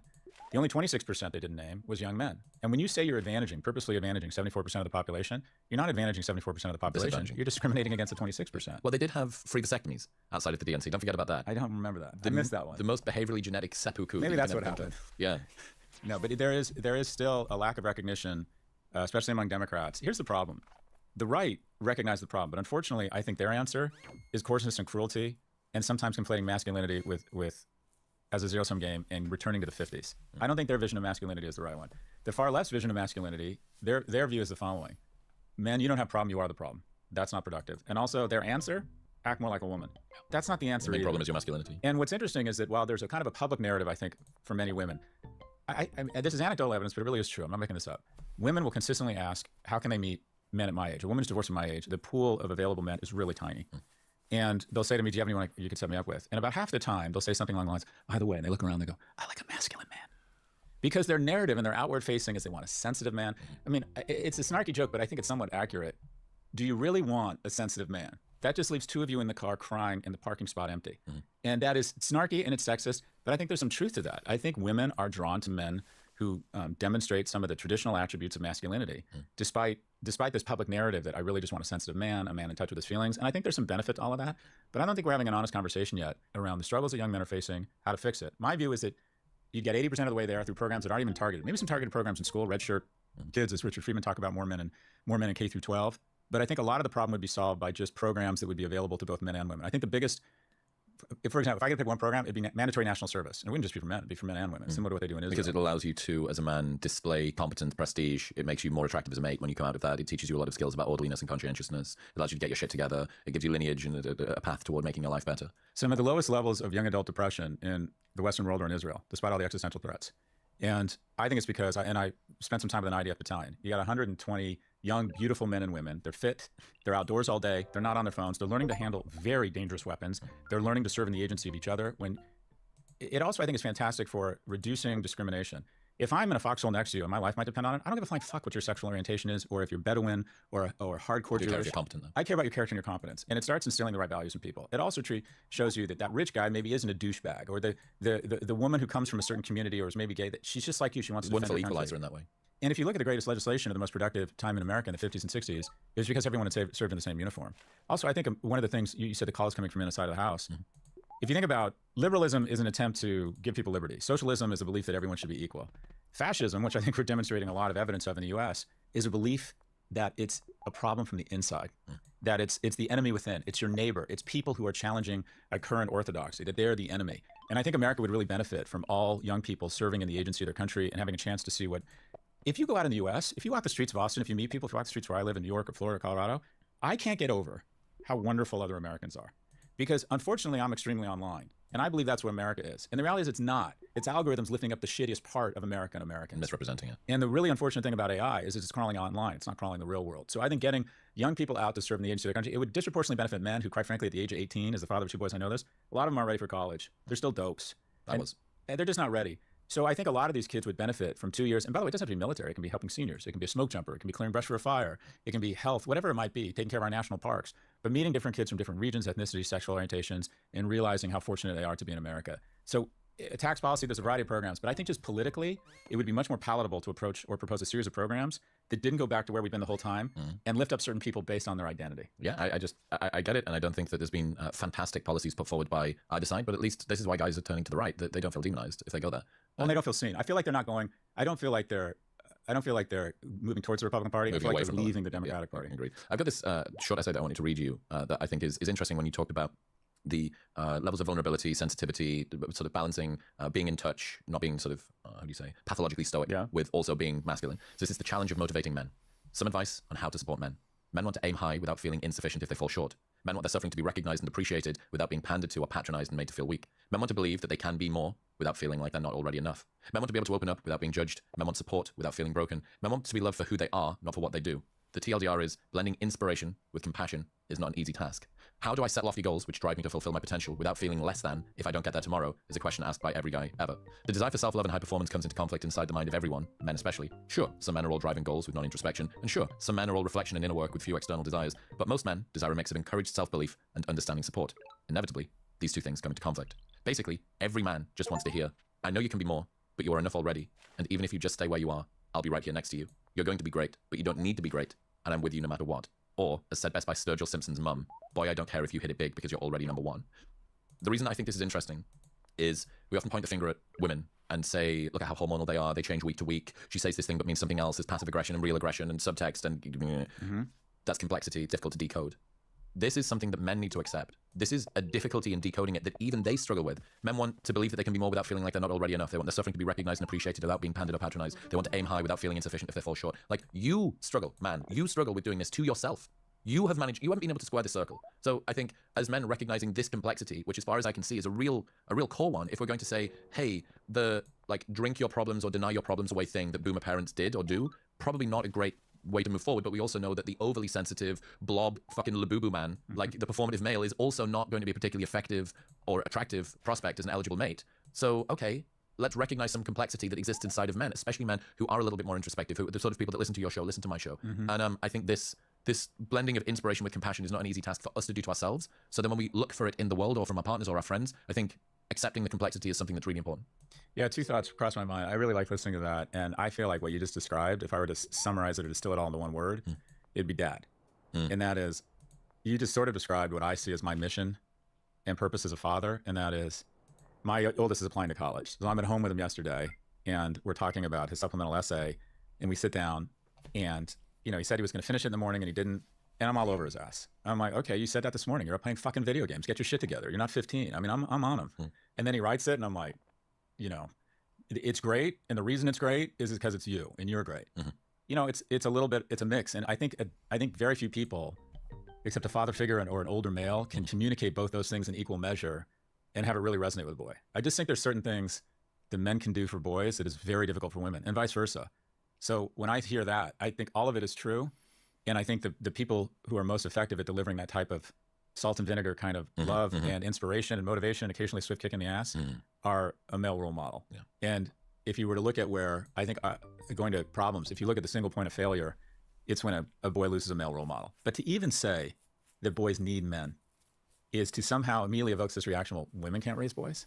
I mean, I was raised by a single immigrant mother, lived and died a secretary, lied of my life. But there's just certain things I couldn't talk to her about. Her sheer physical presence didn't threaten me. Occasionally you need a deeper voice. When I yell, when my kids are 5 and 8, and some people say, well, you shouldn't be yelling. Okay, that means you don't have kids. There's just a different, that mix of feminine and masculine energy is really important. And I think, you had Anna Machin on the show, Dr. Anna Machin. No, but I think he's been on your show. Life of Dad. Yeah, she's been on twice. She's in Roy Baumeister's lab here at University of Oxford. You would adore her. She's doing another book on dads. So this stinks of her. It's all. But if I remember her work and the work Richard's done, the moment a boy loses a male role model to death, disease, abandonment, he becomes more likely at that moment to be incarcerated than graduate from college. Right. Yep. A girl, while maybe being more promiscuous because she's looking for male approval in the wrong places, she has the same rates of college attendance, income, and self-harm. Makes no difference. And so essentially, while boys are physically stronger, they're mentally, emotionally, neurologically much weaker. And we don't want to even acknowledge that. Boys are weaker, neurologically and emotionally. More fragile, perhaps. Yeah, more tenuous. The study I saw was that 2 15-year-olds, a boy and a girl, both sexually molested. Neither crime was less heinous than the other. The boy who's sexually molested is 10 times more likely to kill himself later in life. So I think there just needs to be a general zeitgeist that if for whatever reason a boy doesn't have male mentorship and role models in his life, that it's the mother and the community's responsibility to get involved, to get men involved in his life. There are 3 times, and quite frankly, men aren't stepping up. There are 3 times as many women applying to be big sisters in New York. Big sister. Big sister, like big brother, big sister. It's an adult who says, it's funny you don't know that. It's this wonderful program. And it's like, say you're a guy in your 30s or 40s, maybe you have kids, maybe you don't. You can apply to be a big brother, and all you do really is just hang out with a boy, usually a single mother, but a boy who doesn't have a lot of male mentorship. Okay. Called Big Brothers. It started at Big Brothers, then they launched Big Sisters. Hugely successful program nationwide. 3 times as women are applying to be Big Sisters of New York than men are applying to be Big Brothers. So men aren't stepping up. Also, there's this dangerous taboo, Chris, where if you're a man, say you're a single successful dude in your 30s, you could mean a lot to a boy. He's gonna be impressed by you. And there's this weird notion that you have to be the CEO or a parent or a baller or the head of Goldman Sachs. No, you just have to show up. You just have to take an interest in their life. And quite frankly, save them from themselves because they make really stupid decisions, and just ask them questions. Also, quite frankly, because of the Catholic Church and Michael Jackson, there's a suspicion of men who want to hang out with boys. Yeah. So we have a lack, you've heard the adage, for some boys in some communities, the first male role model they have is a prison guard.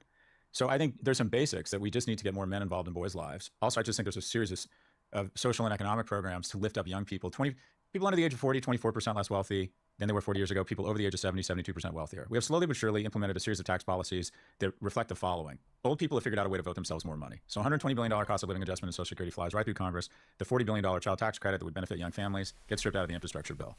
So there's some, I think we should start with the programs that lift all young people up. Because if we put more money in their pockets, quite frankly, there's just going to be more mating. If you think about the greatest, that's true. Where do men go? In New York, in Austin, if you think about online dating, right?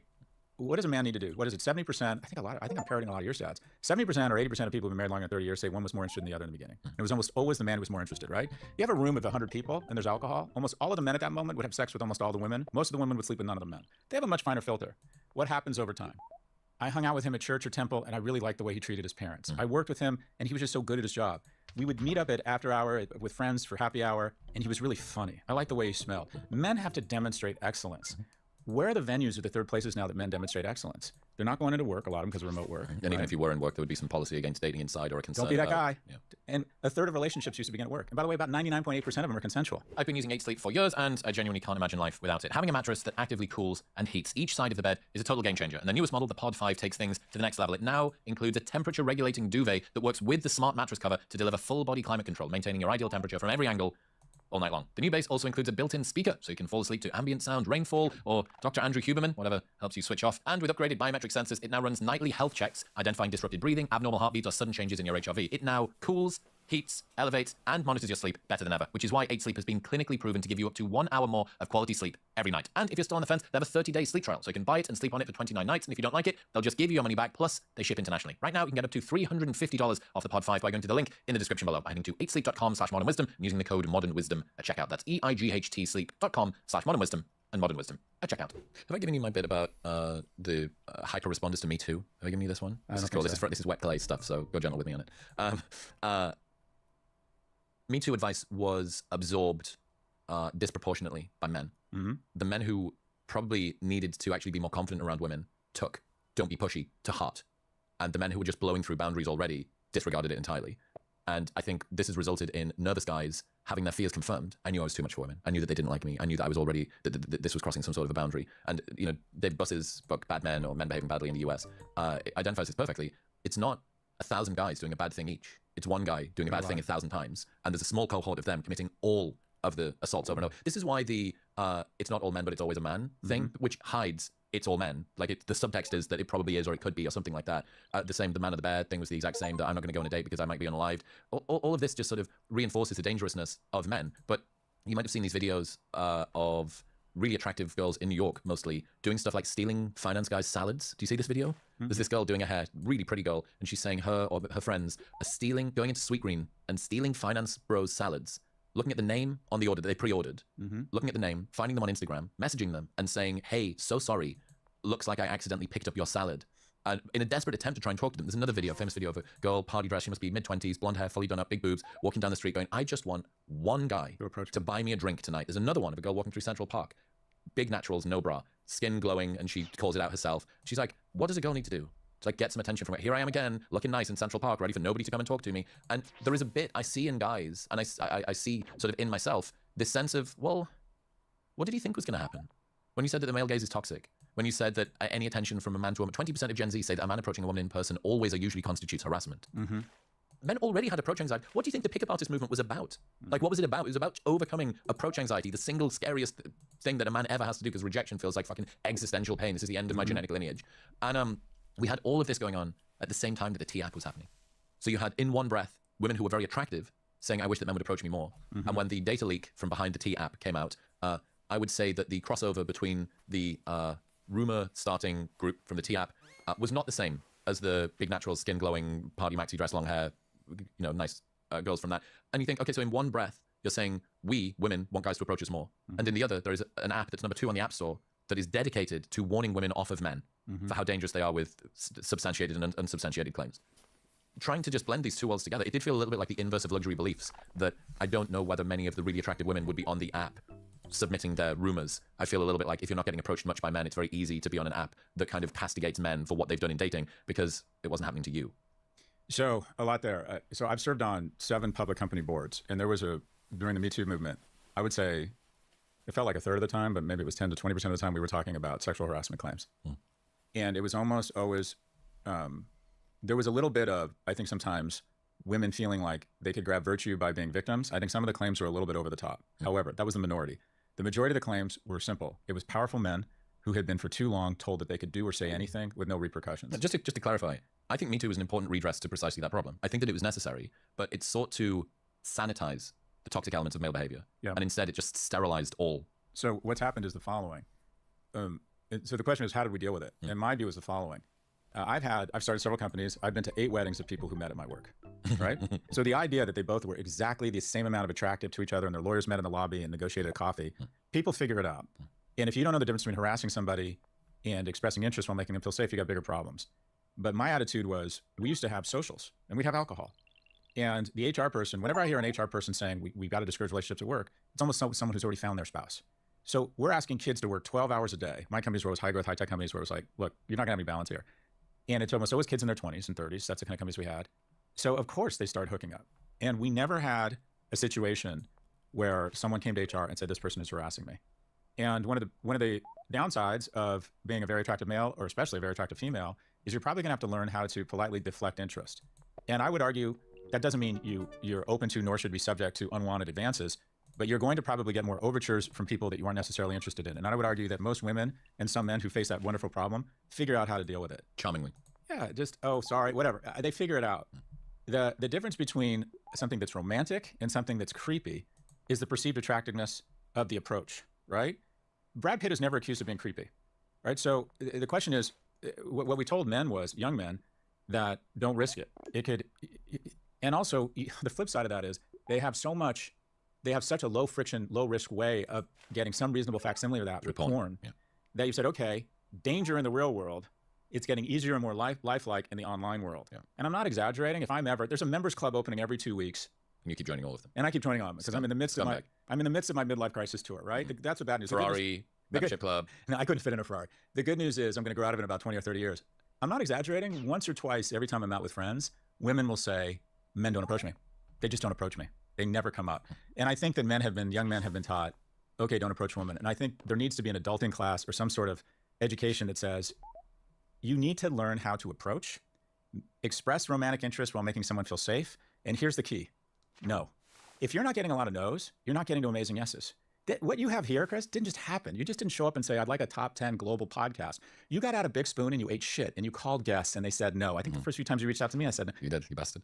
Someone brought this up yesterday. There's a live event I was doing. This guy from the back of the room said, do you remember in 2019, I was on Aubrey Marcus's coaching program and you desperately wanted him on the show and he tried and he said no. And then I got you. And it was some dude from 6 years ago that piped up at the back of this event. I was like, man, thank you so much for doing that. Yes, the network, every single different bit that I could do in a desperate attempt to try and get fucking Scott Galloway on the way. Oh, yeah, look at you now, I can't get rid of you. That's right. Now I'm like, hey, when am I coming out? When are you in the UK?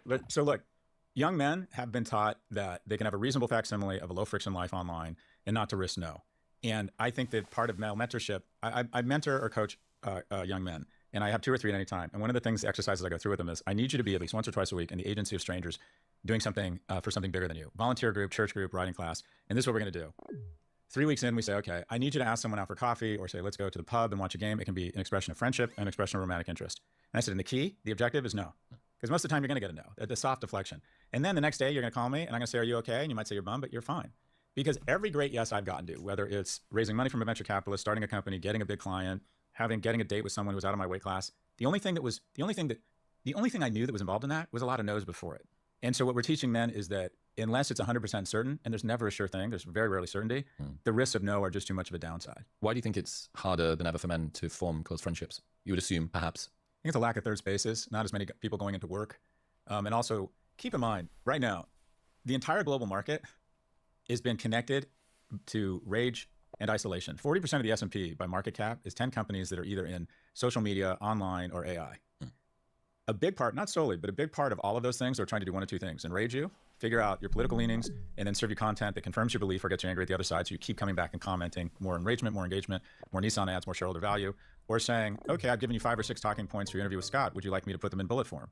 Would you like me to make them more funny, more provocative? And you're just sitting there looking at OpenAI or Anthropic for an hour or 2 hours. So now 40%, we talk about the S&P 500 in the US. It's not, it's the S&P 10. 70% of the earnings growth and the increase in the markets has come from 10 companies. And those 10 companies are in the business of attention and addiction and rage. So we've connected sequestering people, especially young people who have a more risk-aggressive brain. We've sequestered them. We've connected shareholder value with enraging them and sequestering them from each other. So you not only have 40% of pubs, and this is your business, 40% of pubs and nightclubs in London have closed down since COVID. Yep. Remote work is a big thing. People aren't going to church as much.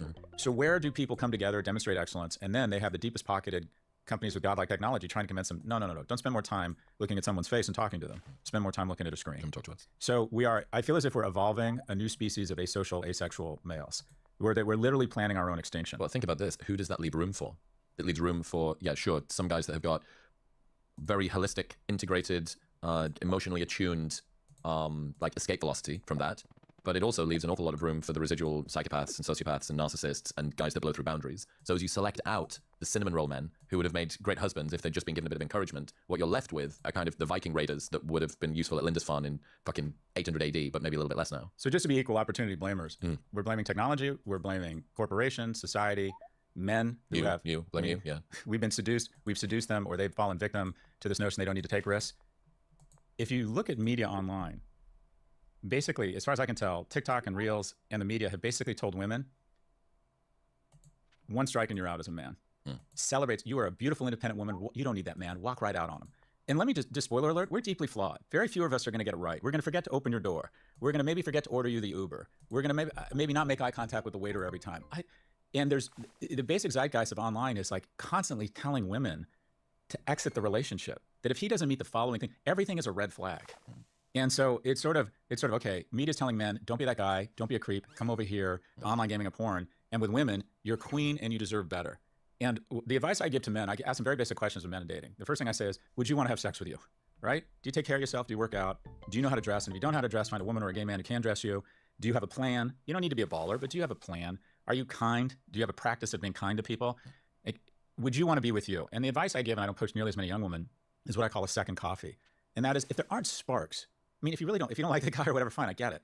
But if it was just okay, maybe give it a second coffee, because the majority of long-term relationships, it wasn't Notting Hill. It wasn't like sparks in the beginning. I think you should be very skeptical of sparks in the beginning as well, because what we assume is that that's something special between us and the person.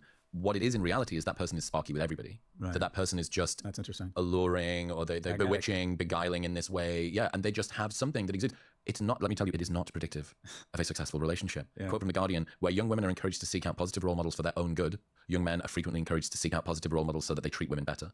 There's asymmetry between what women are able to look after women, and men also should look after women in this way. There's a reason I think it makes sense, at least from a supply and demand perspective, about why it is that women have said, well, his red flag culture, he doesn't meet the criteria, because the likelihood is that there will be a line of available men coming in after. Talking about men's icks for women almost doesn't work, because implied in you have an ick is you also have options. Whereas realistically, it's like, hey, dude, fucking be grateful with what you've got, right? Like, hold on to that thing, because there might not be another one coming. And this has been true for pretty much all of time. What is it? Twice as many female ancestors than male ancestors. 80% of women reproduced, only 40% of men. Yeah. So you go, okay, yeah, fucking, whoa, you struck the lottery. Like 40%, well, it's not that great. But the reality is, I mean, it's a harsh thing to say, we're disposable, right? I mean, have you seen this? I learned this, I couldn't wait to drop this stat on you. In the trolley problem, 88% of participants would sacrifice a man over a woman. Yeah, but it's evolutionary, because if you have a village of 100 people, 50 men, 50 women, 40 men go off and die in war. Village 10 very happy men. Village survives. 40 of the women gone, village goes out of business. I have a friend who has a farm, and he has all these deer, hundreds of, I don't even call them does, female deers, and they're like, I need some stags to keep the thing alive. All you need is a stag. Stags. I need one very, very well. You just need 2 or 3 of them, and it'll take care of it. So we're disposable. We'll get back to talking in just a minute, but first, some things are built for summer. Sunburns, hot girl walks, your ex posting their Euro road trip, and now lemonade and salt. Element just dropped their brand new lemonade salt flavor, and it's everything that you want on a hot day. Tart, salty, and stupidly refreshing. It's like a grown-up lemonade stand in a stick, with actual function behind the flavor. Because, let's be real, if you're sweating through workouts, sauna sessions, or just walking to your car in July, then you are losing more than just water. Element replaces the electrolytes that your body actually needs. Sodium, potassium, and magnesium, with no sugar, no junk, and no nonsense. I've been drinking it every single day for years, and in the Texas heat, this lemonade flavor in a cold glass of water is unbelievably good. Best of all, they've got a no questions asked refund policy with an unlimited duration, so you can buy it and try it for as long as you want, and if you don't like it for any reason, they'll give you your money back, and you don't even need to return the box. That's how confident they are that you'll love it. Plus, they offer free shipping in the US. Right now, you can get a free sample pack of Element's most popular flavors with your first purchase by going to the link in the description below, or heading to drinklmnt.com/modernwisdom. That's drinklmnt.com/modernwisdom. You describe manhood as something that we solve for. What's broken in the current equation? Well, there's a general notion that it's a problem, that womanhood and femininity is a feature, and manhood and masculinity are a bug. And it's been really unproductive to conflate toxicity with masculinity. And I've been saying there's no such thing. There's violence, there's cruelty, there's oppression. Those are the exact opposite of masculinity. And I've got this book coming out. I think all young people need a code, and that is, and I don't think I had it, and I think I really struggled with it. And some people get a series of principles that help you make or guide you around 100 decisions you have to make every day, right? How you treat others, how you treat yourself, what to do when you face a difficult decision. And some people get that code from their family. Some people get that code from their religion, from the military. You can even get it from work. I think the first code I got was from Morgan Stanley, like around professionalism and how you treat other people. But I think there's a lot of young men that are what I'll call codeless. They don't have anything to hold on to. And I'd like to think that masculinity for a lot of young men could serve as a great code, but we need an aspirational form of it, right? And for me, just be less this, be less that. Yeah, not avoid this, don't do this, don't do this. It's like, be this. And also lean into the fact that the majority of people born as men are gonna have an easier time leaning into masculine features. It's gonna come somewhat naturally. It's gonna feel right, it's gonna feel somewhat easy. And the 3 kind of legs of the stool are: 1, provider. I just think in a capitalist society, men are always going to be disproportionately evaluated on their economic viability. That doesn't mean you need to be a baller, but you need to be responsible. You need to make some money. You need to show a certain level of discipline that you can make money, save money, and be responsible and potentially provide. Now, sometimes that means getting out of the way of your partner who's better at that whole money thing and taking responsibility at home. That's also, I think, a form of masculinity. But challenging one to thread. Very challenging one to thread. Well, as I said that, I even thought I'm doing what you say I do. I'm acknowledging the other side. Yeah. 75% of women say economic viability is important to a mate. I think it's 90%. Yeah. I mean, you've seen the stats. If a woman loses her job, there's no change in the likelihood of divorce. If a man loses their job, it's like a 50% drugs increase. Go way up. Yeah, 50% increase use in erectile dysfunction medication. There's just no getting around it. What I tell young men, you got to be economically viable. And by the way, just to pause on that, and I really want you to sort of hold where you're at. I had a conversation with Dr. Robert King, and he does this really great evolutionary psychology assessment of the female orgasm. Is it spandrel? Is it a byproduct? Is it pointless? Is it a selection criteria? What's it there for? It's interesting. It's not needed for conception. And he did something that no one's ever done when talking about this. He's very pro-woman. He did something that no one's ever done. And he basically says the female orgasm is another selection criteria. It's another hoop that men need to jump through. And it's determined by sensitivity and dominance and skill, basically, like thrust skill. And I was like, well, this seems very sort of judgmental in a way. It seems exclusionary. It seems like kind of magical as well. There's like all of this stuff that you kind of don't control, like dominance, sensitivity, interpretation, as you said before, the attractiveness of the person you're doing it with. And he just said, yeah, it is. It is. And I was like, he went on it for a little bit longer. The point was he called out the fact that this game is not rigged, but it is difficult to play and it is biased. And I think when you're talking about, hey, guys, you do need to be a provider. And if you are not, you're going to be swimming uphill. Yeah.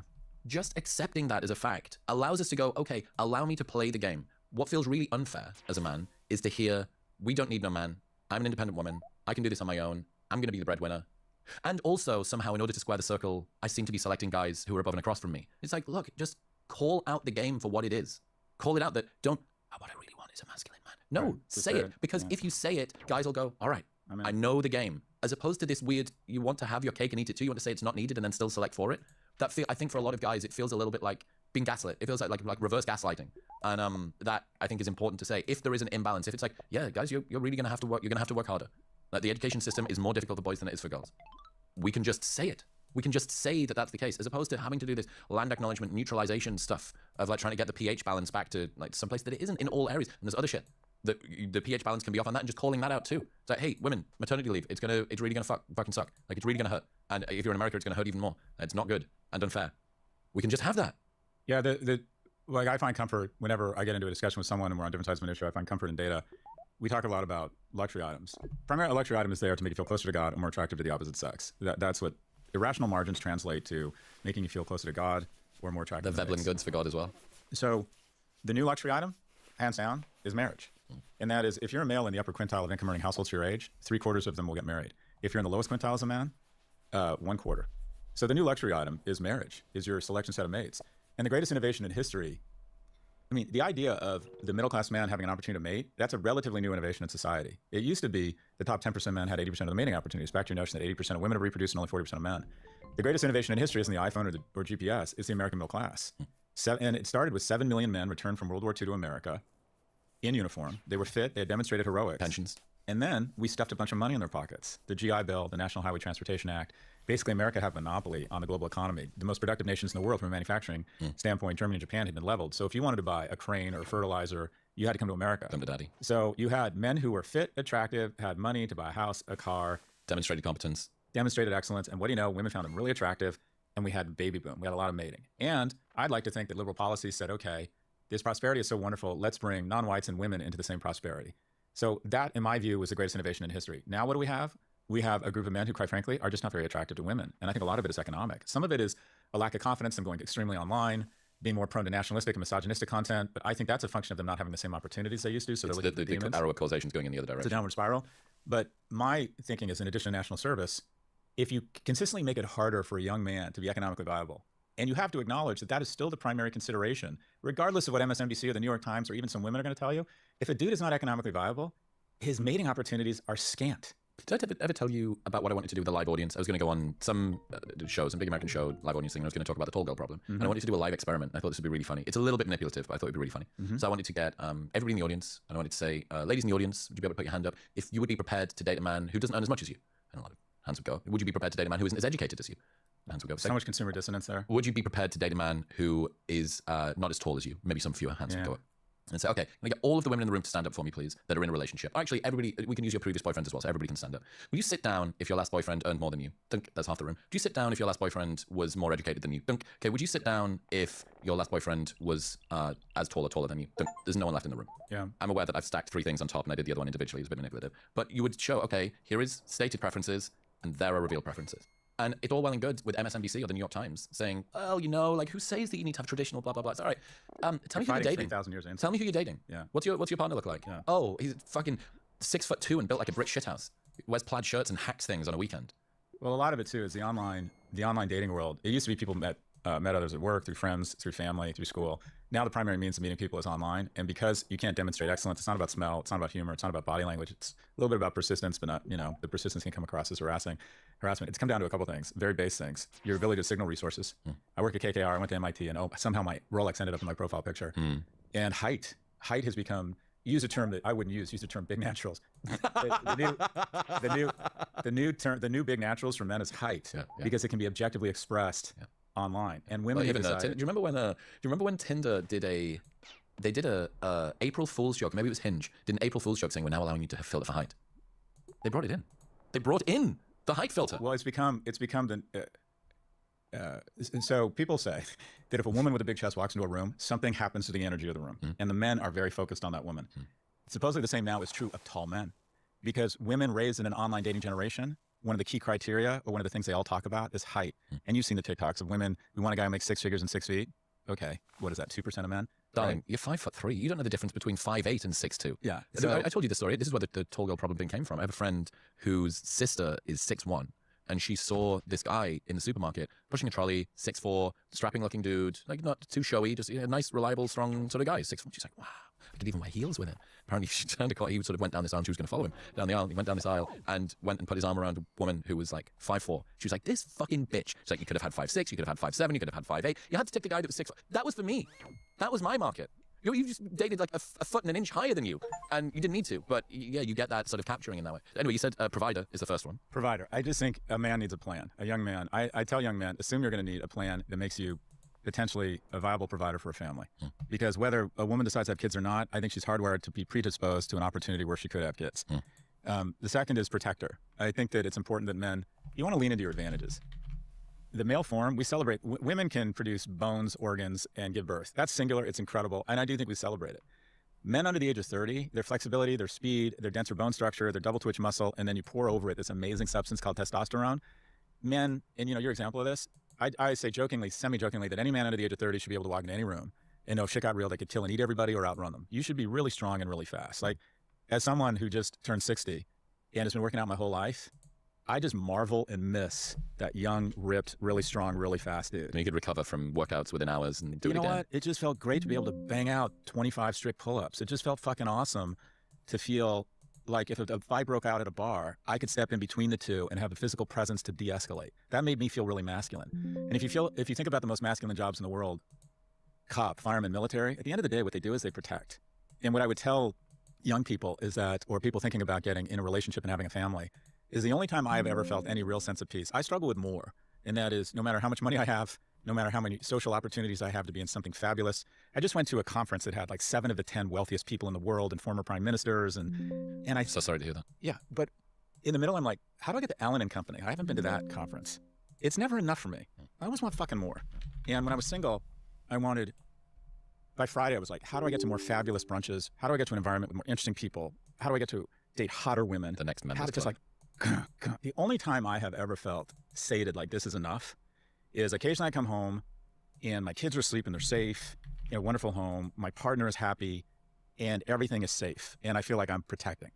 And my dogs come in and jump on me, and I feel like,